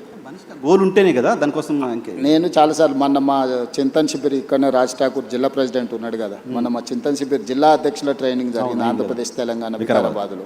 నేను లోపల ఏం మాట్లాడినో ఎవరైనా వినుంటారు, నువ్వు అడుగు అంటే నాకు ఆయనకు జరిగిన డిస్కషన్ అంటే ఒక పర్సన్ థాట్ లోపల ఉన్నప్పుడు కదా దానికోసం చెప్పించి ఒప్పించిన. మొదటిసారి రాహుల్ గాంధీ ఎస్ వచ్చేసారి నేను ప్రధానమంత్రి పదవికి పోటీ పడతాను, నేను బాధ్యత తీసుకుంటా అని చెప్పి మొదటిసారి రాహుల్ గాంధీ గారిని అధికారికంగా ఎస్ అని నేనే అనిపించిన. ఓకే, నేను చెప్పిన క్లియర్గా ప్రజలు ఇప్పుడు జెన్జీ ఇప్పుడున్న జనరేషన్, నేను ఆయనకు చెప్తా ఆయన నీకు చేస్తాడంటే ఎవరు నమ్మడం లేదు, వినడం లేదు. నువ్వేం చేస్తావో, నీ కమిట్మెంట్ ఏంది, నువ్వేం చేయదలుచుకుంటావో నువ్వు డైరెక్ట్గా చెప్పమంటారు. ఇప్పుడున్న పాలిటిక్స్ను నేను స్విగ్గీతో పోలుస్తాను. ఇప్పుడు జనాలు విత్ ఇన్ మినిట్స్ డెలివరీ కావాలని కోరుకుంటున్నారు. పొద్దున ఆర్డర్ ఇస్తే రాత్రికి వచ్చే దాని మీద లేరు జనాలు, కావాలి కొత్త ఆర్డర్ మరి రెడీగా ఉంటారు. సో స్విగ్గీ పాలిటిక్స్లో ఈరోజు నువ్వు ఎట్లా పర్ఫామ్ చేస్తావు అనే దాని మీదనే ఆధారపడి ఉంటుంది. సో రేపు వచ్చే ఎన్నికల్లో రాహుల్ గాంధీ ప్రధానమంత్రి అభ్యర్థి ఇండియా కూటమి నుంచి. మొదట కాంగ్రెస్ పార్టీ నిర్ణయించుకుంటుంది, ప్రకటిస్తుంది, తర్వాత ఇండియా కూటమిని కన్విన్స్ చేస్తాం. ఇండియా కూటమిలో ఉన్న మిత్రులు నాకు చాలామంది మిత్రులే, వాళ్ళందరితో నేను కూర్చోబెట్టి మాట్లాడి సంవత్సరం ముందే అధికారికంగా రాహుల్ గాంధీ గారు రేపు జరగబోయే ఎన్నికల్లో ప్రధానమంత్రి అభ్యర్థి రాహుల్ గాంధీ గారికి ఓటేయండి, ఈ దేశానికి ప్రధానమంత్రి అవుతాడు, రైతుల కోసం ఏం చేస్తాడు, మహిళల కోసం ఏం చేస్తాడు, విద్యార్థుల కోసం ఏం చేస్తాడు, నిరుద్యోగ యువకుల కోసం ఏం చేస్తాడు, పరిశ్రమల కోసం ఏం చేస్తాడు, అదేవిధంగా కాస్ట్ సెన్సెస్ విషయంలో ఏం చేస్తాడు, లేకపోతే ఉన్న అదర్ సోషల్ ఇష్యూస్ మీద ఏం చేస్తాడు, ఒక పాలసీ డాక్యుమెంట్ తీసుకొచ్చి ప్రజల ముందు పెట్టి ప్రజల్ని మ్యాండేట్ కోరుతాం. ఓకే సార్, మీరు ఇప్పుడు ఆంధ్రప్రదేశ్లో కాంగ్రెస్ పార్టీ చివరి ముఖ్యమంత్రి, తెలంగాణ వచ్చిన తర్వాత మీరు మొదటి ముఖ్యమంత్రి. కాంగ్రెస్ పార్టీ ముఖ్యమంత్రులకి ఎవరికీ లేని ఒక ప్రివిలేజ్ కనపడుతుంది. మీరు సౌత్ ఇండియాలో కాంగ్రెస్ పార్టీకి సంబంధించిన ఫేస్గా కనపడుతున్నారు. కేరళ ఎలక్షన్లో క్యాంపెయిన్ చేయడం కావచ్చు, తమిళనాడు వెళ్ళి అక్కడ మీటింగ్స్ అటెండ్ చేయడం కావచ్చు. సో సిద్ధరామయ్య కంటే కూడా సౌత్ ఇండియాలో ఉన్న కాంగ్రెస్ ముఖ్యమంత్రులు మీరు ఎక్కువ పాపులర్గా కనపడుతున్నారు. సో సౌత్ ఫేస్గా రేవంత్ ఎమర్జ్ అవ్వడం వెనక రీజన్ ఏంటి? నేషనల్ పాలిటిక్స్ ఇంకేదన్నా మీరు సీఎం కావాలని గోల్ అయిపోయింది, వేరే గోల్ ఏమైనా పెట్టుకున్నారా? లేదు నర్సింగ్, నేను 10 years 2034 వరకు ఏ గోల్ లేదు. 1994లో 2 సార్లు తెలుగుదేశం పార్టీకి అధికారం ఇచ్చారు, 2004 నుంచి 2 సార్లు కాంగ్రెస్ పార్టీకి అధికారం ఇచ్చారు, 2014 నుంచి 2 సార్లు బీఆర్ఎస్కి అధికారం ఇచ్చారు, 2024 నుంచి 2 సార్లు నాకు అధికారం ఇస్తారు ప్రజలు. నాకు స్పష్టత ఉంది. 2034 వరకు ఇక్కడనే ఉంటా, ఈ ప్రజల కోసమే పనిచేస్తా. $1 trillion ఎకానమీని అక్కడికి తీసుకెళ్ళి 2047కి $3 trillion ఎకానమీ ఏదైతే మన నరేంద్ర మోడీ గారి ముందు స్పష్టంగా చెప్పినాం, భారతదేశం $30 trillion ఎకానమీ ఏదైతే వికసిత్ భారత్ 2047 లక్ష్యంగా పెట్టుకున్నారో, ఈరోజు మనము 3% లోపల జనాభా ఉంటే 5% జీడిపి కంట్రిబ్యూట్ చేస్తున్నాం. రేపు ఇదే జనాభా 10% జీడిపిని దేశానికి కంట్రిబ్యూట్ చేసే ప్రణాళికలు, దానికి రోడ్ మ్యాప్, దానికి భవిష్యత్ ఏ రకమైన విధానాలు తీసుకోవాలనో 2034 వరకు ఇక్కడనే క్షేత్రస్థాయిలో ఉండి ఈ పనులు చేస్తాను. సార్ అది నమ్మకమా? 10 ఏళ్ళు ఇస్తారు లేని నమ్మకమా? పక్క రాష్ట్రం ఆంధ్రప్రదేశ్లో 5 ఏళ్ళకి ప్రభుత్వం మారింది, డిఎంకే ప్రభుత్వం తమిళనాడులో కూడా 5 ఏళ్ళకి మారింది. నా జీవితంలో నేను జడ్పీటీసీ అవుతా అనుకున్నప్పుడు జడ్పీటీసీ అయినా, నేను ఎమ్మెల్సీ అవుతా అనుకున్నప్పుడు ఎమ్మెల్సీ అయినా, ఎమ్మెల్యే కావాలనుకున్నప్పుడు ఎమ్మెల్యే అయినా, 2014లో ఎంపీ అవుతా అని చాలా ప్రయత్నం చేసింది, నీకు కూడా తెలుసు కదా. కాకపోతే 19లో అయినా అదే మల్కాజ్గిరి నుంచి, 14లో కూడా మల్కాజ్గిరి నుంచి అవుతా అని చెప్పి తెలుసు కదా. అక్కడ మిస్ అయినా కూడా 19లో మళ్ళీ అక్కడి నుంచి అయినా. జిల్లా పరిషత్ మెంబర్ ఉన్నప్పుడే తెలంగాణ వస్తే తెలంగాణకు ముఖ్యమంత్రి అవుతా అని చెప్పిన. అవునా? చెప్పారు, నీతో చెప్పిన కదా, నీకు గుర్తుంది కదా. ఆ రోజు రాజశేఖర రెడ్డి గారు, చంద్రబాబు నాయుడు గారు నాయకత్వం ముందు తెలంగాణ ఎక్కడి నుంచి వస్తుందా, పిచ్చి భ్రమలని మాట్లాడిన వాళ్ళు కూడా ఉండరు కదా. వచ్చింది కదా, వచ్చిన తెలంగాణకు ముఖ్యమంత్రి అయినా కదా. ఈ రోజు కూడా నేను చెప్తున్నా 34 వరకు నేనే ఉంటా. కాన్ఫిడెన్స్ సార్, నేను ఈరోజు నీ ముందర చెప్పిపోతున్నావు, నువ్వు దాచిపెట్టుకో. 34 తర్వాత నేను జాతీయ రాజకీయాల వైపు పోయినప్పుడు ఆ రోజు వచ్చి నువ్వు అడుగు. నువ్వు ఆ రోజు చెప్పి 34 వరకు ఇక్కడ 34లో గెలిస్తే కూడా రేవంత్ రెడ్డి సీఎంగా ఉండరు, వెళ్ళిపోతారు. 34 తర్వాత మొత్తం 100% సీట్లు గెలిపించి కాంగ్రెస్కి అధికారం ఇచ్చినా కూడా నేను ముఖ్యమంత్రి పదవి తీసుకోను. నేను తర్వాతి తరానికి బదిలీ చాలా పెద్ద చేస్తా. స్టేట్మెంట్ ఇస్తున్నారు సార్. పెద్ద స్టేట్మెంట్ నీకు చెప్తున్నా, అందుకే నీకు చెప్పాలని నీకు చెప్తున్నా. ఓకే. ఎందుకంటే నీకు ముఖ్యమంత్రి అని చెప్పిన రోజు నువ్వు ఆశ్చర్యపోయినావు, అది ఎట్లా సాధ్యం, జిల్లా జడ్పీటీసీ ముఖ్యమంత్రి అవుతాడా అని. ఆశ్చర్యం ఏం పోలే, మేము అనుకున్నాం కదా, మాట్లాడుకున్నాం చాలా ఆ సందర్భాల్లో. రోజు ఎవరైనా ఒక జడ్పీటీసీ ఇండిపెండెంట్గా గెలిచి రాష్ట్రం వస్తే నేను ముఖ్యమంత్రి అవుతా అంటే ఎవరైనా నమ్ముతారా? నమ్మరు కదా. సో ఇది నోట్ చేసి పెట్టుకోవచ్చు. 34 తర్వాత రేవంత్ రెడ్డి తెలంగాణ నేను ఈరోజు మాట్లాడే ప్రతి మాట నువ్వు దాచిపెట్టుకోని లైబ్రరీలో నీకు అవసరమైనప్పుడల్లా చూసుకో. ఓకే. నేను ఈరోజు చెప్తున్నా 34 వరకు నేను ముఖ్యమంత్రిగా 34 తర్వాత పార్టీ ఎవరిని చేస్తే వాళ్ళని ముఖ్యమంత్రిని చేస్తాను, నేను గాను.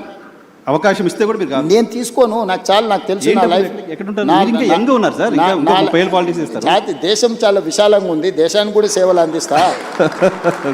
జాతీయ స్థాయిలో నేను నా అనుభవాన్ని దేశం కోసం పంచుతా. నాకు దేశం పట్ల భక్తి ఉంది. నేను ముందే మన మోడీ గారి ముందర చెప్పిన పైలా దేశ్ దూసరా జనతా తీసరా దల్ అంటే మొదట దేశము, తర్వాత ప్రజలు, తర్వాత పార్టీ, తర్వాత నేను. సో నాకు ఒక స్పష్టత ఉంది, ఈ స్పష్టతలోనే ఇక్కడి వరకు వచ్చిన. సో మీరు నాకు 2006లో జడ్పీటీసీగా ఉన్నప్పుడు ముఖ్యమంత్రి అవుతా అని చెప్పారు. ఇప్పుడు ముఖ్యమంత్రిగా ఉన్నారు, జాతీయ రాజకీయాల్లోకి వెళ్తా అని చెప్తున్నారు. జాతీయ రాజకీయాల్లో ఏ చైర్ కోరుతున్నారు, ఏ చైర్ కోసం అనుకుంటున్నారు? రాహుల్ గాంధీని ప్రధానమంత్రిగా కూర్చోబెట్టి ఆ తర్వాత ఏ చైర్ ఇస్తే ఆ చైర్లో కూర్చుంటా. Right sir. నేను గతంలో టీవీ 9లో పనిచేస్తున్నప్పుడు కావచ్చు, ఏబీ ఆంధ్రజ్యోతిలో పనిచేస్తున్నప్పుడు కావచ్చు, మనం ఇంటర్వ్యూకి వచ్చినప్పుడు మీరు నాకు చెప్పే ఏం అడగాలి సార్ అంటే ఏదైనా అడుగు అనేవాళ్ళు. ఆ లిబర్టీ తీసుకొని కొన్ని క్వశ్చన్స్ అడుగుతున్నాను, అడగచ్చు కదా? డన్. Thank you.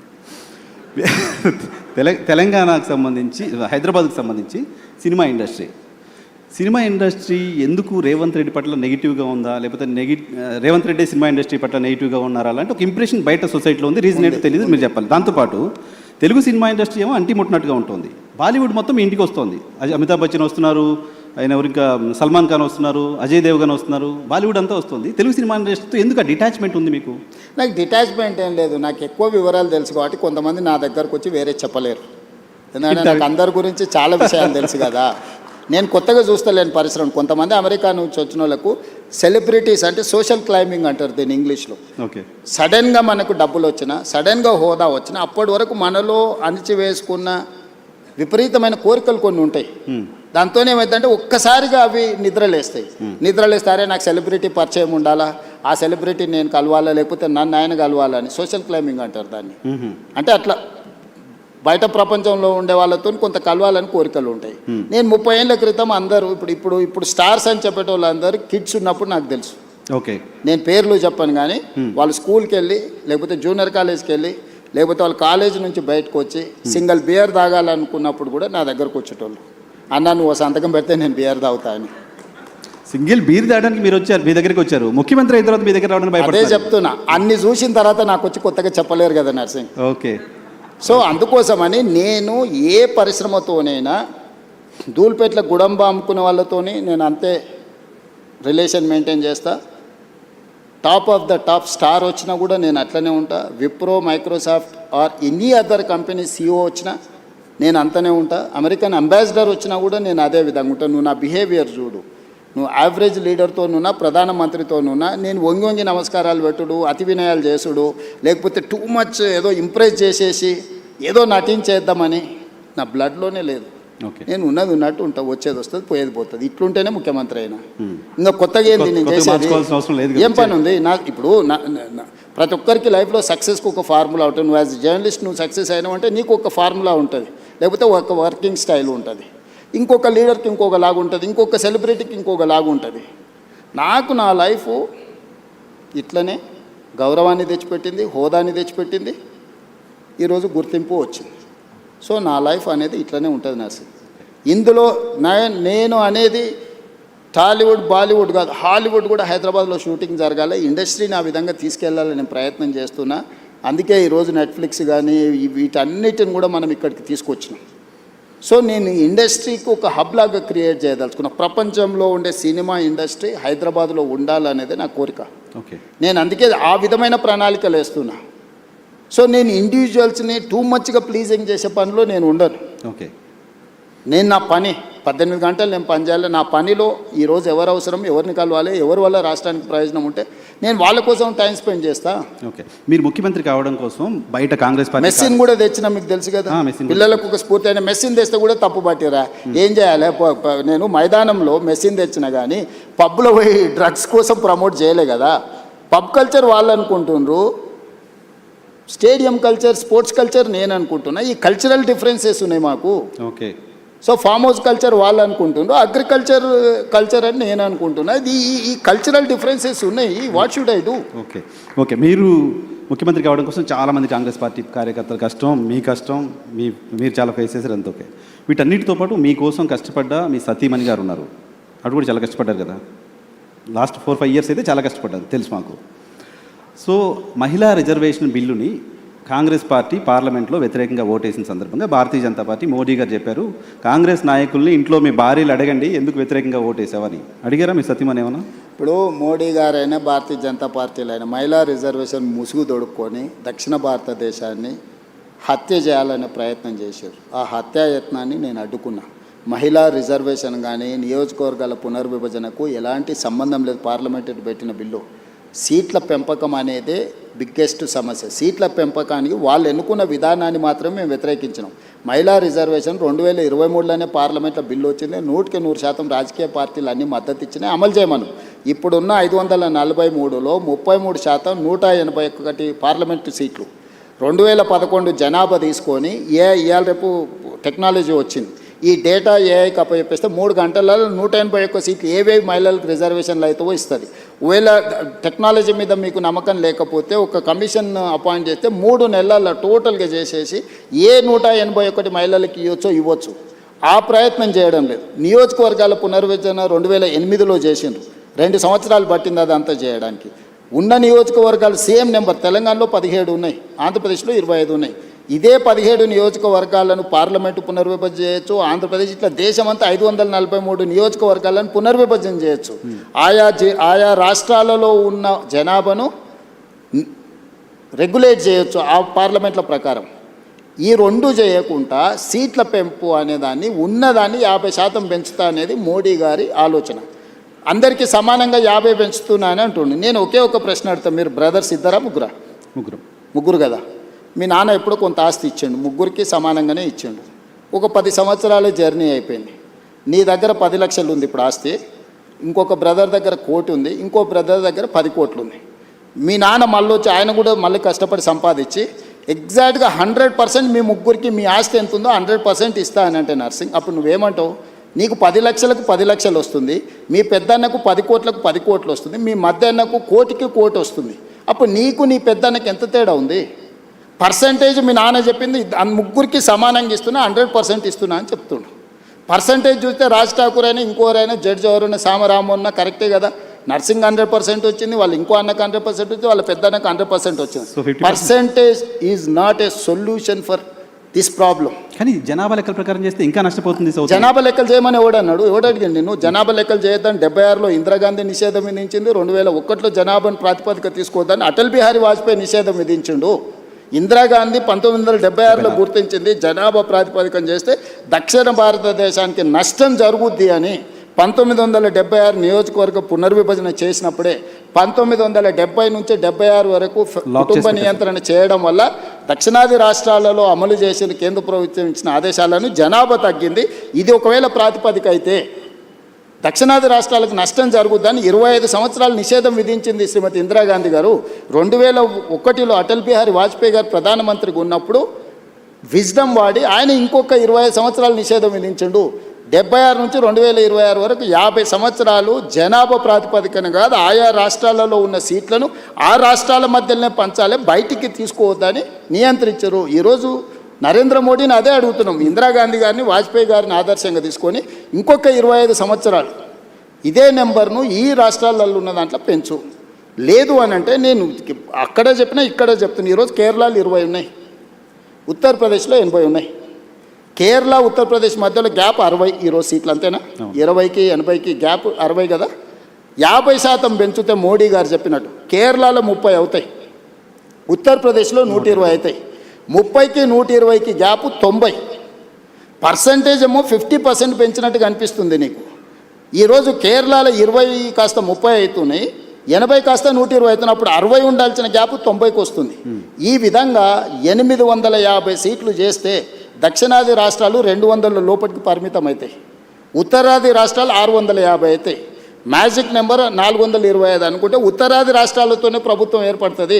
ఇక దక్షిణాది రాష్ట్రం ద్వితీయ శ్రేణి పౌరులుగా మారిపోయి పన్నులు కట్టాలి, ఢిల్లీకి వెళ్ళి సలాంలు కొట్టాలి. సో ప్రస్తుతానికి ఆపగలిగారు మీరు చెప్పిన ఖచ్చితంగా ఆ ఫార్ములా వర్కౌట్ అవ్వదు. అందుకే నేనేమన్నా అంటే సుప్రీంకోర్టు టైమ్ అండ్ అగైన్ కొన్ని జడ్జిమెంట్లు ఇచ్చింది. ఎడ్యుకేషన్లో ఇచ్చింది కదా, 50% డిజబిలిటీ, 50% మెరిట్ అన్నారు. అంటే ఎనీ రిజర్వేషన్ ఈజ్ 50% దాటొద్దు, 50% మెరిట్కి ఇవ్వండి, 50% రిజర్వేషన్లు ఇవ్వన్నారు.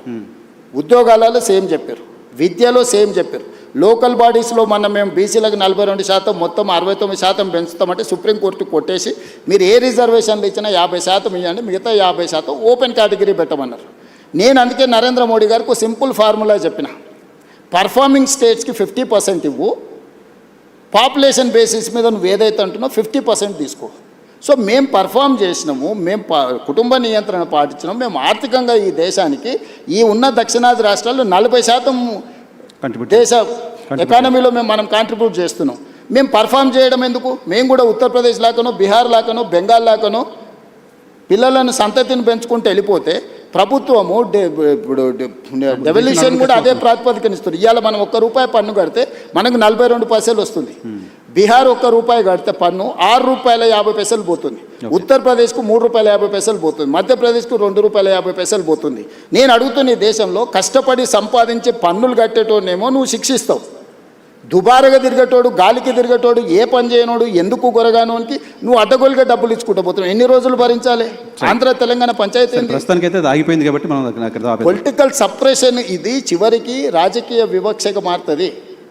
ఆంధ్రప్రదేశ్ అంటే దక్షిణాది రాష్ట్రాల 200 సీట్లతో పని లేకుండానే ఈరోజు 131 ఉన్నాయి. 50% పెరిగితే 196 అవుతాయి. 850లో దక్షిణాది రాష్ట్రాలన్నీ కలిసి కేరళ, తమిళనాడు, తెలంగాణ, ఆంధ్రప్రదేశ్, కర్ణాటక, పాండిచ్చేరి అందరం కలిస్తే కూడా 196 అవుతున్నాం. 850లో 190, 200 తీసేస్తే వాడికి 450 అక్కడనే వచ్చేస్తున్నాయి. తెలంగాణ అంటే ఈ దక్షిణాది దేశ రాష్ట్రాల నుంచి సింగిల్ కంట్రిబ్యూషన్ కూడా అవసరం లేకుండా ప్రభుత్వం వస్తే మంత్రి కాదు కదా, చెప్పరాసిన నౌకరు కూడా ఇయ్యాడు. రైట్ సార్, ఒక 2 క్విక్ క్వశ్చన్స్ ఉన్నాయి, టైం కూడా అయిపోతుంది, మీ టైం చాలా తీసుకున్నాను నేను. సో మహిళల పైన దాడులకు సంబంధించిన అంశంలో తెలంగాణ ప్రభుత్వం పైన చాలా విమర్శలు చేస్తున్నారు. మహిళలపైన దాడులు అరికట్టడంలో ఫెయిల్ అయింది, గతంలో షీ టీమ్స్ ఉండే ఇంకేదో చేశాము, ఇప్పుడు అది ప్రాపర్గా లేదు అనే విమర్శ వస్తుంది. రీసెంట్గా కేంద్ర మంత్రి బండి సంజయ్ గారి కుమారుడికి సంబంధించిన అంశం ఒకటి ఉంది, దానిలో ప్రభుత్వం ప్రాపర్గా యాక్ట్ చేయలేదు లాంటి ఒక విమర్శని మీ ప్రభుత్వం ఫేస్ చేస్తుంది. అంటే నేను అనేది మహిళల దాంట్లో నువ్వు పాత కేసులు ఇప్పుడు క్రైమ్ చూడు, మేము నియంత్రించింది చూడు, గతంలో జరిగిన బ్రూటల్ రేప్స్ కానీ టీఆర్ఎస్ లీడర్లే ఇన్వాల్వ్ అయ్యి మహిళల మీద చేసిన దాడులు కానీ అన్నీ లెక్క తీసుకో.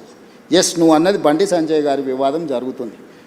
మొట్టమొదట 8th రోజు 8వ తారీఖు రోజు రాత్రి 7:30 గంటల 8 గంటల ప్రాంతంలో వాళ్ళ మదర్ పేట్ బషీరాబాద్ పోలీస్ స్టేషన్కి వచ్చి ఒక ఫిర్యాదు చేసింది, మా అమ్మాయి మీద లైంగిక దాడి జరిగింది, మీరు ఫిర్యాదు చేయండి అని. వితిన్ ఏ అవర్ మేము ఫోక్సో కేసులు కట్టి తల్లి ఇచ్చిన స్టేట్మెంట్ మీద రికార్డ్ చేసినాం. ఒక కంప్లైంట్ వచ్చినాక 24 గంటల లోపల ఆ అమ్మాయి బాధితురాలు స్టేట్మెంట్ తీసుకోవాలి. ఇక్కడ ఆ అమ్మాయి మైనర్ అనేది ఎవరు ప్రూవ్ చేయాలా? ఇమ్మీడియట్గా అమ్మాయితోనే వెళ్ళి స్టేట్మెంట్ తీసుకొని సెక్షన్స్ ఆల్టర్స్ చేసినాం. 10th రోజు ప్రధానమంత్రి ఇక్కడికి వచ్చింది. మేము ఎక్కడికి వెళ్ళాలి? ప్రధానమంత్రికి 9-10 తారీఖు 10,000 మంది పోలీసులతో రక్షణ కల్పించాల్సి వచ్చింది. ప్రధానమంత్రి గారు ఒక్క ప్రోగ్రామ్ అటెండ్ కావాలి, 6 ప్రోగ్రాంలు అటెండ్ అయ్యారు. హైటెక్ సిటీ కావచ్చు, సింధు హాస్పిటల్ కావచ్చు, పవన్ కళ్యాణ్ కావచ్చు, చంద్రబాబు నాయుడు గారు కావచ్చు, బేగంపేట కావచ్చు, పరేడ్ గ్రౌండ్లో పబ్లిక్ మీటింగ్. వేలాది మంది కార్యకర్తలు వచ్చినప్పుడు సిస్టమ్ మొత్తము 4 days కంటిన్యూస్గా 10,000 పోలీసు ఈ మొత్తం కమిషనరేట్లలో అందరూ అక్కడనే డిప్లాయ్ చేయాల్సి వచ్చింది. Prime minister security. చిన్న మిస్టేక్ జరిగితే ఏం జరుగుతుందో నీకు తెలియదు ఏముంది. అందులో హైదరాబాద్ హై సెన్సిటివ్ సిటీ, రకరకాల దేశంలో ఏ మూలన ఐఎస్ఐ దాడులు జరిగితే కూడా దాని మూలాలు అప్పుడప్పుడు హైదరాబాద్లో వెళ్తూ ఉంటాయి. సో ప్రధానమంత్రి పర్యటనను చాలా సీరియస్గా తీసుకొని 10th రోజు 11th పొద్దున్నే ఇమ్మీడియట్గా సెక్షన్స్ ఆర్డర్స్ చేసి ఇమ్మీడియట్గా వాళ్ళ ఇంటికి వెళ్ళి నోటీస్ ఇచ్చినాం. ఇప్పుడు దాంట్లో అమ్మాయి డేట్ ఆఫ్ బర్త్ ఇష్యూస్ మీద 2 రకాల ఆరోపణలు ఉన్నాయి. 2 రకాల ఆరోపణలు ఉన్నప్పుడు ఇప్పుడు బండి సంజయ్ వాళ్ళ కొడుకు కూడా పోయి పోలీస్ స్టేషన్లో అంతకంటే ముందే కంప్లైంట్ ఇచ్చిన. వాళ్ళు కంప్లైంట్ ఇచ్చిన తర్వాత 2 గంటల తర్వాత వీళ్ళు వచ్చి కంప్లైంట్ ఇచ్చారు. ఇప్పుడు అతను ఇచ్చిన కంప్లైంట్ కరీంనగర్లో ఇచ్చిండు, వీళ్ళు ఇచ్చిన కంప్లైంట్ సైబరాబాద్లో ఇచ్చిండు.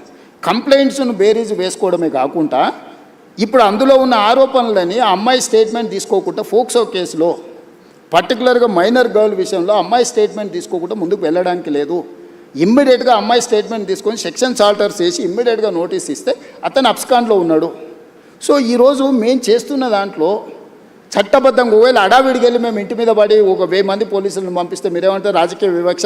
ప్రధానమంత్రి సభ విజయవంతమైనందుకు రేవంత్ రెడ్డి గారు భారతీయ జనతా పార్టీకి భయపడిపోయి బండి సంజయ్ మీద పోలీసులతో దాడులు చేయించడానికి మళ్ళీ మీరే మాట్లాడేటోళ్ళు.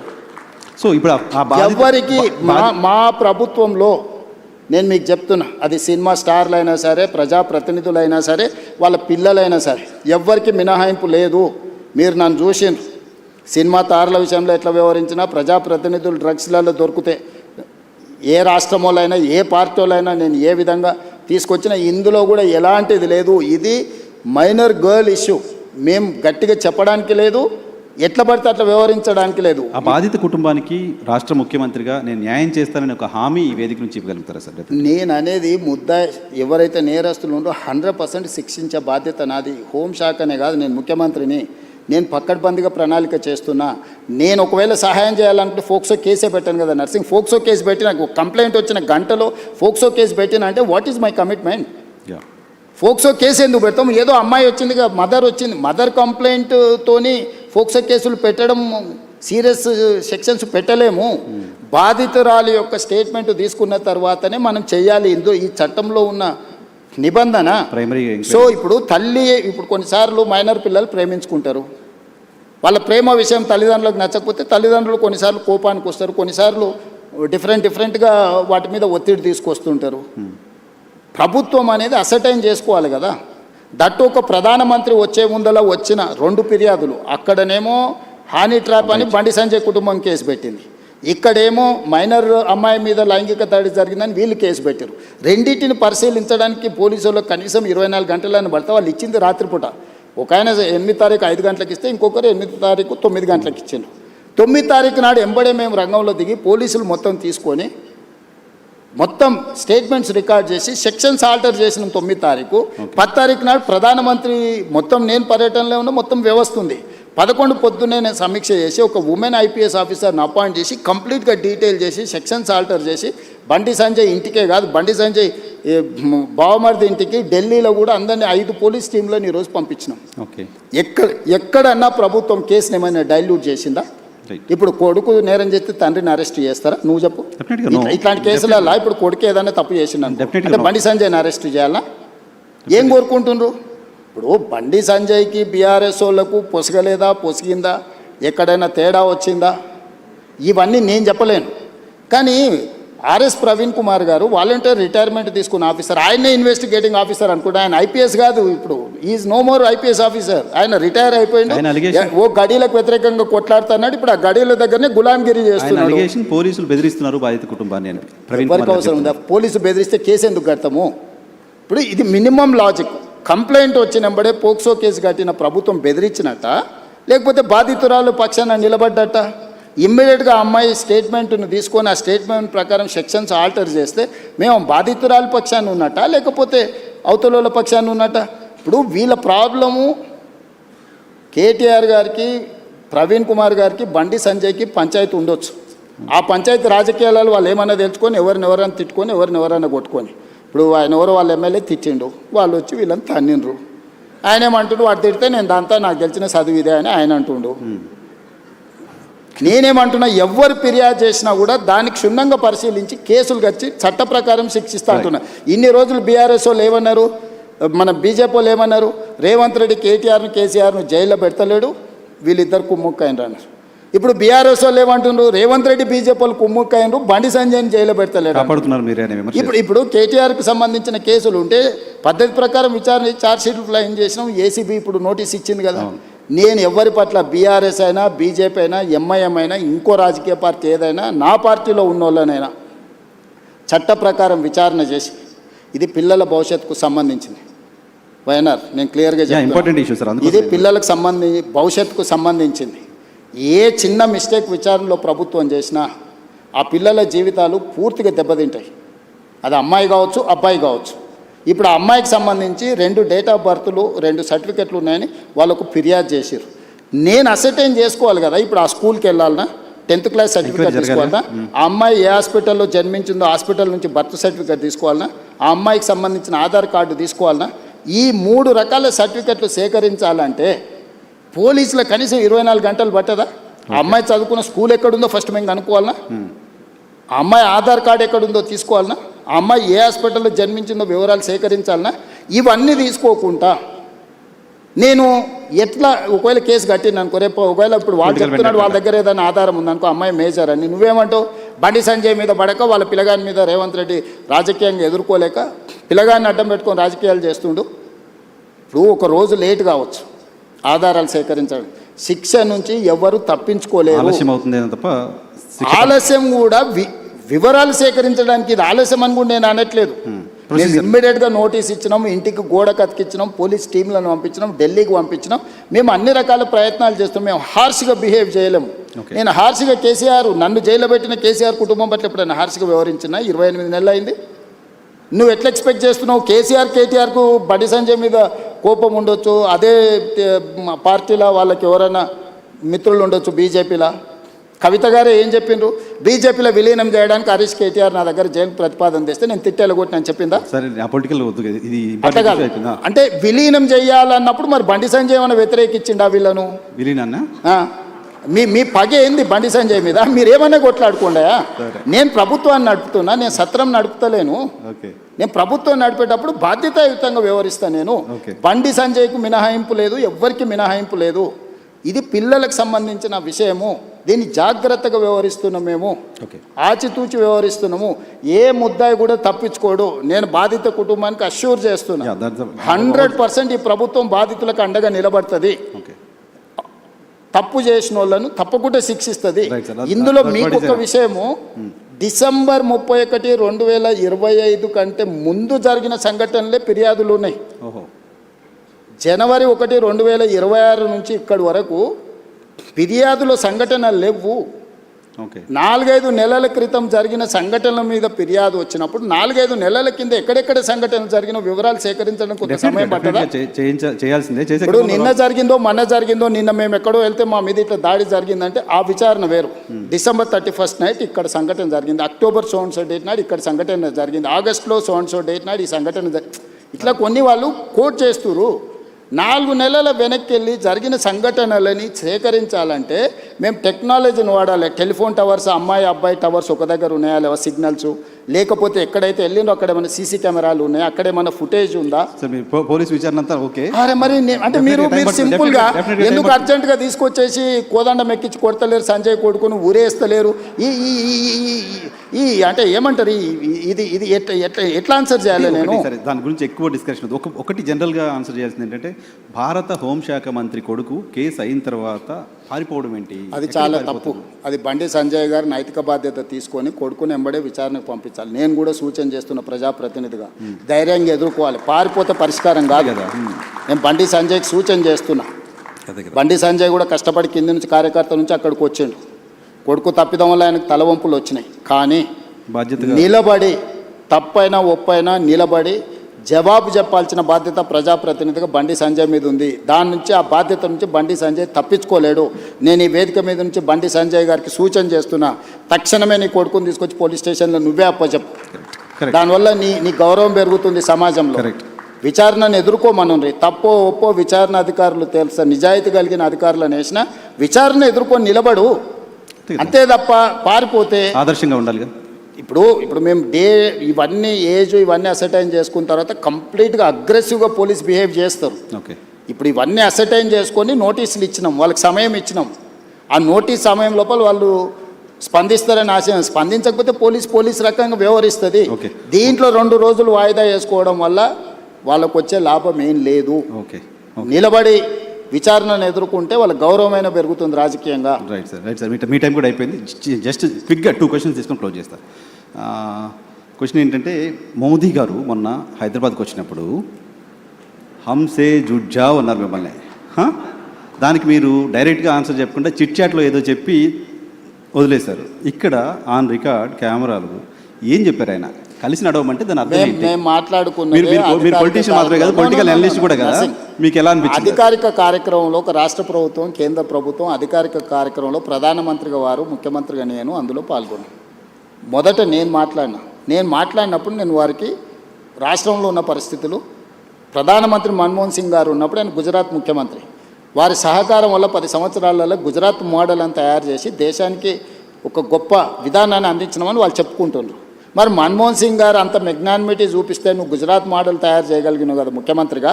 ఈరోజు మీరు మోడీ గారు ప్రధానమంత్రిగా ఉన్నారు, మా తెలంగాణ ప్రజలు నా నుంచి కూడా తెలంగాణ మోడల్ ఎక్స్పెక్ట్ చేస్తున్నారు. ఆనాడు మోడీ గారు మీకు అందించిన సహకారం ఈనాడు మోడీ గారు రేవంత్ రెడ్డికి అందించాలి.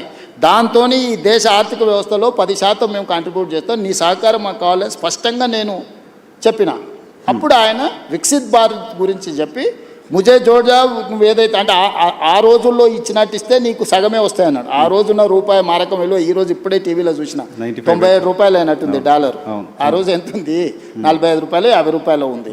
సో ఈ కంపారిజన్ ఆర్థిక వ్యవస్థ బడ్జెట్ విన్నాం సార్ మేము, కానీ ఆయన రేవంతాజీ అని పాజ్ ఇచ్చి పర్టికులర్గా మాట్లాడాడు. అది అంటే రాష్ట్ర ప్రభుత్వం గత 10 సంవత్సరాలు కేసీఆర్ గారు ఏ రోజు కూడా సహకరించలేదు, సహకారం తీసుకోలేదు, కేంద్ర ప్రభుత్వంతో కలిసి రాలేదు, మాకు అనుమతులు అడగలేదు, మమ్మల్ని నిధులు అడగలేదు. జస్ట్ అప్కే ప్యార్ రహేతో బస్ హే ప్యార్ మే మై మర్ జాऊंगा అని చెప్పి మెదక్లో ఒకసారి అన్నాడు. ఆయన ప్రేమ అడిగిండు, నువ్వు మాత్రం నిధులు అడుగుతున్నావు, నిధులు అడగాలంటే మాతో కలిసి ఉండాలన్నాడు. నేను కూడా కలిసి ఉంటా, కలిసి పనిచేద్దాం. వికసిత్ భారత్ నీకుంది, తెలంగాణ రైజింగ్ నాకుంది, ఈ రెండు కలిస్తేనే ఈ దేశం, రాష్ట్రాల అభివృద్ధి జరగకుండా దేశం అభివృద్ధి జరగదని నేను చెప్పిన, ఆయన కూడా అదే ఆమోదించను. మా మధ్యలో 2 ప్రభుత్వాల యొక్క సహకారము, పాలసీ పెరాలసిస్ లేకుండా పాలసీ ఎక్స్చేంజ్ చేసుకోవడానికి అవసరమైన ప్రణాళికలు మాట్లాడుకున్నాము. మోడీ గారికి నా కమిట్మెంట్ తెలుసు పాలిటిక్స్లో, ప్లస్ నేను నడుపుతున్న ప్రభుత్వం విధానం కూడా ఆయనకు తెలుసు. కాబట్టి రాజకీయాలకు తావులేదు. ఆయన ఒకవేళ అక్కడ మాట్లాడినుంటే, పరేడ్ గ్రౌండ్లో ఇదే మాట్లాడినుంటే పార్టీ మీటింగ్ కాబట్టి చెప్పేటోని. మేము కలిసి పాడుకున్నదే ప్రభుత్వ అధికారిక కార్యక్రమం, మైకుల ముందల్లే ఇద్దరం మాట్లాడుకున్నాం. దీంట్లో ఒకవేళ నువ్వు అనుకున్నది ఉంటే తెర వెనుక కూడా మాట్లాడుకోవచ్చు కదా నర్సింగ్. అవును. కాబట్టి ఆయన తెలంగాణ రాష్ట్రానికి ఇబ్బంది పెట్టడం కోసం బహుశా మిమ్మల్ని అలా ఇన్విటేషన్ అందరు ఎదురుగానే మాట్లాడిండు. ఇది అందరు బహిరంగంగా జరిగిందే. ఆయన ఓపెన్ ప్రపోజల్ కలిసి రమ్మని తెలంగాణ ప్రభుత్వానికి ఇచ్చిండు, కేంద్ర ప్రభుత్వంతో కలిసి రమ్మని. కేంద్ర ప్రభుత్వం మీరు అంత ఫార్మల్గా చెప్పండి. మీరు పొలిటీషియన్ కంటే కూడా పొలిటికల్ అనలిస్ట్గా చాలా బాగా పాలిటిక్స్ అనలైజ్ చేస్తారు, నాకు తెలుసు. ముఖ్యమంత్రిని ప్రధానమంత్రి పాజ్ ఇచ్చి టీచ్ చేస్తున్నట్టుగా మాట్లాడితే దాన్ని రకరకాలుగా అనుకుంటే మంచిదే కదా. నాకు డిమాండ్ ఉందని నీకన్నా అర్థమైంది కదా. పోనీ రేవంత్ రెడ్డికి డిమాండ్ లేదు, అవుట్డేటెడ్ కాదు, రేవంత్ రెడ్డికి డిమాండ్ ఉంది అనేది అర్థమైంది కదా. డిమాండ్ అండ్ సప్లై కదా మార్కెట్ అంతా. సో రేవంత్ రెడ్డికి ఈ దేశంలో డిమాండ్ ఉంది, అది తెలంగాణ ప్రజలకు గౌరవము. నేను తెలంగాణ ప్రజల కోసమే పనిచేస్తా, నాయకుడు రాహుల్ గాంధీ గారి సూచనల మేరకే పనిచేస్తా. నాకు గొప్ప అవకాశం అనుకుంటున్నా సోనియా గాంధీ గారితో కలిసి పనిచేయడం. సోనియా గాంధీ గారు లేకపోతే ఇంకా 1000 సంవత్సరాలైనా తెలంగాణ రాష్ట్రం అనేది నిజం కళ కాకపోయిండే. సోనియా గాంధీ గారు తెలంగాణ ఇచ్చిండ్రు కాబట్టి ఆ కృతజ్ఞతతోనైనా ఈ తెలంగాణ సమాజం తరఫున సోనియా గాంధీ గారితో కలిసి పనిచేయాలనేది నా భావన. నేను 2017లో కాంగ్రెస్లో చేరినప్పుడు రాష్ట్రంలో అధికారంలో లేదు, కేంద్రంలో అధికారంలో లేదు, కనుచూపు మేరలో వస్తుందన్న ఆశ కూడా లేదు. ఆ రోజు టీడీపీలో చేరినప్పుడు కూడా టీడీపీ అధికారంలో లేదు. సో నేను ఏ రోజు కూడా ఒక రోజు పార్టీ 2007లో నేను చంద్రబాబు నాయుడు గారితో చేరినప్పుడు రాజశేఖర రెడ్డి గారు ఎంత బలమైన నాయకుడు, ప్రభుత్వం ఎంత బలంగా ఉండేనో తెలుసు రాష్ట్రంలో, కేంద్రంలో. 2017లో నేను కాంగ్రెస్లోకి పోయినప్పుడు ఇక్కడ చంద్రబాబు నాయుడు గారు, అక్కడ మోడీ గారు అధికారంలో ఉన్నారు, ఎంత బలంగా ఉండేనో నీకు తెలుసు. అయినా నేను పోయి కాంగ్రెస్ పార్టీలో చేరిన. సో నేను నా మనసుకు నచ్చినట్టుగానే చేస్తా. నేను అవకాశాల కోసం అవకాశవాదిగా నేను వ్యవహరించను.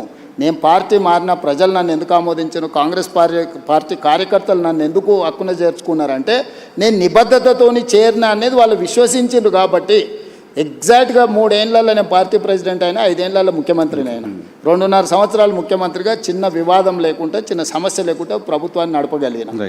సో ఇక్కడ నేను కన్విక్షన్తో చేస్తాను. నేను చేసేటివన్నీ 100% కరెక్ట్ అని నేను చెప్పను. 10 పనులు చేస్తే 3-4 తప్పులు జరుగుతాయి, సరిదిద్దుకొని ముందుకు వెళ్తా. అన్నీ మనం చేసేటప్పుడు మంచి జరగాలనే చేస్తాము. మీరు కూడా ఒక 5-10 ప్రశ్నలు అడిగినారు. దీంట్లో ఒక 3-4 బ్రహ్మాండంగా ఉంటాయి, ఒక 2-3 యావరేజ్గా ఉంటాయి, ఒక 2-3 కొంతమందికి నచ్చకపోవచ్చు, అవసరమా ఇది అని అనుకోవచ్చు. కాకపోతే ఏం చేయకుంటుంటే ఏ తప్పు జరగదు. 10 పనులు చేస్తే 2 తప్పులు జరుగుతాయి, అవి సవరించుకొని ముందుకెళ్ళాలి. మీ పార్టీ కార్యకర్తల నుంచి చాలామంది చెప్తున్నమాట, మా ముఖ్యమంత్రి హైదరాబాద్లో ఉంటున్నారు, ఉన్న కలుస్తున్నారు, ఓకే, కానీ జిల్లాల్లోకి ఎప్పుడు వస్తారు, జనాల్లోకి ఎప్పుడు వస్తారు, కార్యకర్తలకు వెళ్ళి వస్తారు, ఎప్పుడు వస్తారు, పాదయాత్ర టైంలో కలిసిన వాళ్ళు కావచ్చు, చాలామంది గ్రాస్ రూట్లో ఏం జరుగుతుందో ముఖ్యమంత్రి తెలుసుకోవాలి, మీరు ఏమన్నా ఇంటర్వ్యూలో ఆ మాట చెప్పండి అని చెప్పారు. డెఫినెట్గా నేను రెగ్యులర్గా నువ్వు చూడు ఎవ్రీ 15-20 డేస్కు జిల్లాల ప్రోగ్రాంలు పెట్టుకొని వెళ్తున్నాను. కాకపోతే ఇక్కడ అధికారులు కానీ నాయకులు కానీ పరిపాలన కానీ అస్తవ్యస్తంగా ఉంది. దీన్ని అత్యంత సమయము ఇక్కడ కేటాయించి దీన్ని పట్టాలు ఎక్కించకుండా మళ్ళీ గ్రామాలకు వెళ్ళినా, ఒకప్పుడు నేను సమస్యల్ని లేవనెత్తడానికి గ్రామాలకు వెళ్ళినా, ఇప్పుడు సమస్యలను పరిష్కరించడానికి వెళ్ళాలి. పరిష్కరించాలా అంటే నాకు నిధులు ఉండాలి. నేను గ్రామానికి వెళ్తే రోడ్డు లేదు, స్కూల్ లేదు, లేకపోతే తాగునీరు లేదు అడిగితే నేను నిధులు అక్కడికక్కడ ఇవ్వాలి. లేకపోతే ఆ జిల్లాలో పెండింగ్ ప్రాజెక్టులను పూర్తి చేయాలి. ఇప్పుడు ఆదిలాబాద్ పోయినా తుమ్మిడేటి ప్రాజెక్ట్ ఉంది, దాన్ని కట్టాలన్నా దాని అనుమతులు తీసుకురావాలన్నా నేను చాలా పని చేయాలి, శ్రమ చేయాల్సి ఉంటుంది. ఇట్లనే ప్రతి నా సొంత జిల్లాల పాలమూరులో అది కల్వకుర్తి కావచ్చు, భీమా కావచ్చు, నెట్టంపాడు కావచ్చు, కోయిల్సాగర్ కావచ్చు, పాలమూరు రంగారెడ్డి కావచ్చు, అన్ని ప్రాజెక్టులు 60-70 ఏళ్ళ నుంచి ఇంకా ఏదో అసంపూర్తితోనే ఉన్నాయి. వీటిని చేయాలంటే ఇప్పుడు నాకు భూసేకరణ కోసమే నిన్నమని ఎన్ని కావాలంటే ఒక 1500 కోట్లు కావాలన్నారు. 1500 కోట్లు ఒక మహబూబ్నగర్లో సాగునీటి ప్రాజెక్టుల భూసేకరణకే కావాలంటే నేను నిధుల సమీకరణ మీద నేను సమయం కేటాయిస్తున్నా. ఇప్పుడు నేను కలవడానికంటే కూడా కలిసినప్పుడు నా దృష్టికి తెచ్చిన సమస్యల్ని పరిష్కరించడం అత్యంత కీలకము. ప్రజలు అది కోరుకుంటున్నారు నా నుంచి. కార్యకర్తలు ఏంటంటే నాతో ఉన్న ఇంటిమసో లేకపోతే నాతో ఉన్న పరిచయమో ఒకసారి కలవాలని. అందుకే నేను మ్యాక్సిమం నా ఇంటికాడ ఎవరు వచ్చినా నేను కలుస్తాను. నా దగ్గర ఏం పెద్ద బ్యారికేడ్స్ ఉండవు, ఇవన్నీ ఏం వ్యవస్థ ఉండదు. నేను ఏ ఇంట్లో ఉన్నానో అదే ఇంట్లో ఉన్నా, జడ్పీటీసీ ఉన్నప్పుడు ఏ ఇంట్లో ఉన్నానో, ముఖ్యమంత్రిగా అదే ఇంట్లో ఉంటున్నా. అదే విధంగా వచ్చిన వాళ్ళల్లో టీ తాగుతారు, నాతో 5 నిమిషాలు మాట్లాడతారు, పోతారు. సరే వాళ్ళు అడిగిన వాళ్ళు ఇప్పుడు నా దగ్గర పదవి ఇచ్చే అవకాశం ఉంది కాబట్టి పదవులు అడిగితే నేను ఇవ్వలేకపోవచ్చు. ఎందుకంటే ఉన్నాయి లిమిటెడ్, పోటీ ఎక్కువ ఉంటుంది. కాంగ్రెస్ అంటే మరీ ఎక్కువ ఉంటుంది. సో దాంట్లో ఏరి కూరి కొంచెం జాగ్రత్తగా ఇవ్వాల్సి ఉంటుంది. ప్లస్ నేను చాలా క్లోజ్ కాబట్టి చాలా మంది నాకు ఇంత దగ్గర అన్న నేను అడగంగానే ఎంబడే టైప్ కొట్టి సంతకం పెట్టి ఇస్తాడు అనుకుంటారు. అది అసాధ్యం. ఇంటిమసీ చాలా మందికి మీతో ఉంది కాబట్టి న్యాచురల్గా 17 ఏళ్ళు నేను అపోజిషన్లో ఉన్నా అంటే వీళ్ళందరితో ఉండబట్టే కదా నేను ఇక్కడికి వచ్చిన. ఎంతమంది పరిచయం ఉంటారు. సో వాళ్ళందరినీ సంతోషపెట్టాలంటే అది చాలా కష్టంతో కూడుకున్న పని. అయినా నా ప్రయత్నం నేను చేస్తున్నాను. ఇప్పటివరకు ఇచ్చిన కార్పొరేషన్లు కానీ, చైర్మన్లు కానీ, ఎమ్మెల్సీలు కానీ, రాజ్యసభలు కానీ నువ్వు తీసుకో. ఇచ్చిన వాళ్ళకు కూడా తెలియదు వాళ్ళకి వచ్చినట్టు. ఓకే, కొంతమంది మన కార్పొరేషన్లు ఇస్తే ఆర్టీసీ బస్ ఎక్కువ వచ్చారు, అరే నాకు చైర్మన్ ఇచ్చిండంట అన్న అని వాళ్ళకు కూడా తెలియదు. ఇప్పుడు బల్మూరు వెంకట్కి ఇచ్చినాం, అద్దంకి దయాకర్కి ఇచ్చినాం, అంటే ఎమ్మెల్సీలు కానీ ఇవన్నీ కానీ. కాంగ్రెస్లో ఎప్పుడైనా యూత్ కాంగ్రెస్ అనిల్ యాదవ్కు రాజ్యసభ ఇచ్చినాం. ఎప్పుడన్నా ఏ పార్టీలో జరిగిందా? మంత్రులు శ్రీహరి మా జిల్లా పార్టీ ప్రెసిడెంట్, అడ్లూరు లక్ష్మణ్ మా జిల్లా పార్టీ ప్రెసిడెంట్, వీళ్ళందరూ ఇవాళ మంత్రులు అయినరు కదా. ఇట్లాంటి వాళ్ళని కింది నుంచి వచ్చిన వాళ్ళను జిల్లా ప్రెసిడెంట్లను లేకపోతే చిన్న పదవులు ఉన్న వాళ్ళను శంకర్ నాయక్ జిల్లా ప్రెసిడెంట్ ఇస్తే ఎమ్మెల్సీ చేసినాం.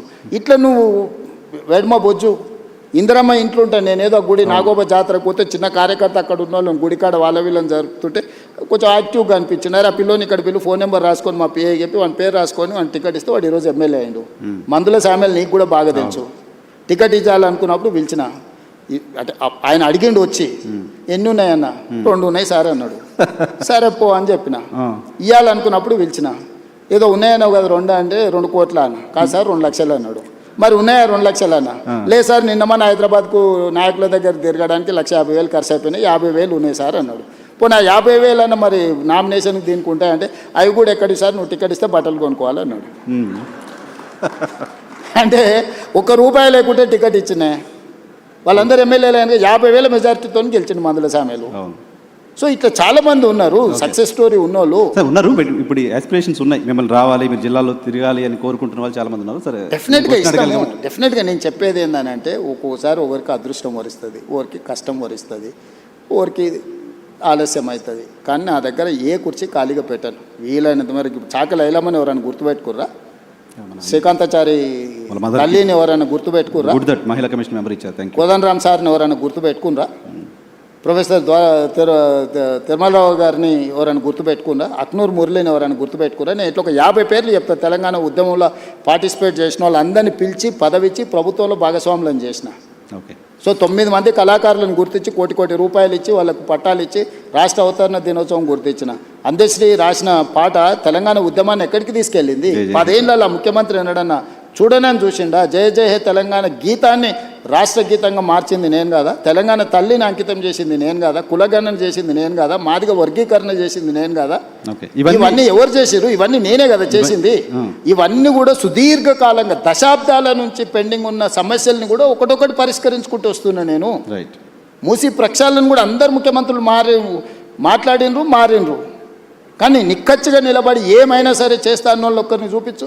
నేను ఈరోజు చెప్తున్నా, మూసి చేస్తా, ఎవ్వరు అడ్డం వచ్చినా చేస్తా. మూసి నదిని ప్రక్షాళన చేసి నగరానికి అందిస్తా. ప్రపంచంలోనే అద్భుతమైన నగరం హైదరాబాదును తీర్చిదిద్దేత నాది. చెరువులలో ఎవ్వరున్నా మొత్తం కూల్చి చెరువులే కలుపుతా. నాలాలలో ఎంక్రోచ్మెంట్ ఉన్నా కొట్టేస్తా. వార్నింగ్ ఇస్తున్నారా? ఖచ్చితంగా ఎవరున్నా మీరే మర్యాద కాల్ చేస్తే సామాన్లు తీసుకుపోతారు. మీ వెనకాల ఎవడున్నా ఎవడు ఏసో మీడియాలో పెట్టినా ఏం ఊరుకోను. ఒకరోజు వెనక ఒకరోజు ముందు కూలడం ఖాయం. కాబట్టి నీళ్ళ దగ్గరికి పోకండి. ఓకే, నీళ్ళ దగ్గరికి పోయినరానంటే కూలడం ఖాయం. నేను ఇంకా స్పష్టంగా నీ ముందర చెప్పెళ్తున్నాను.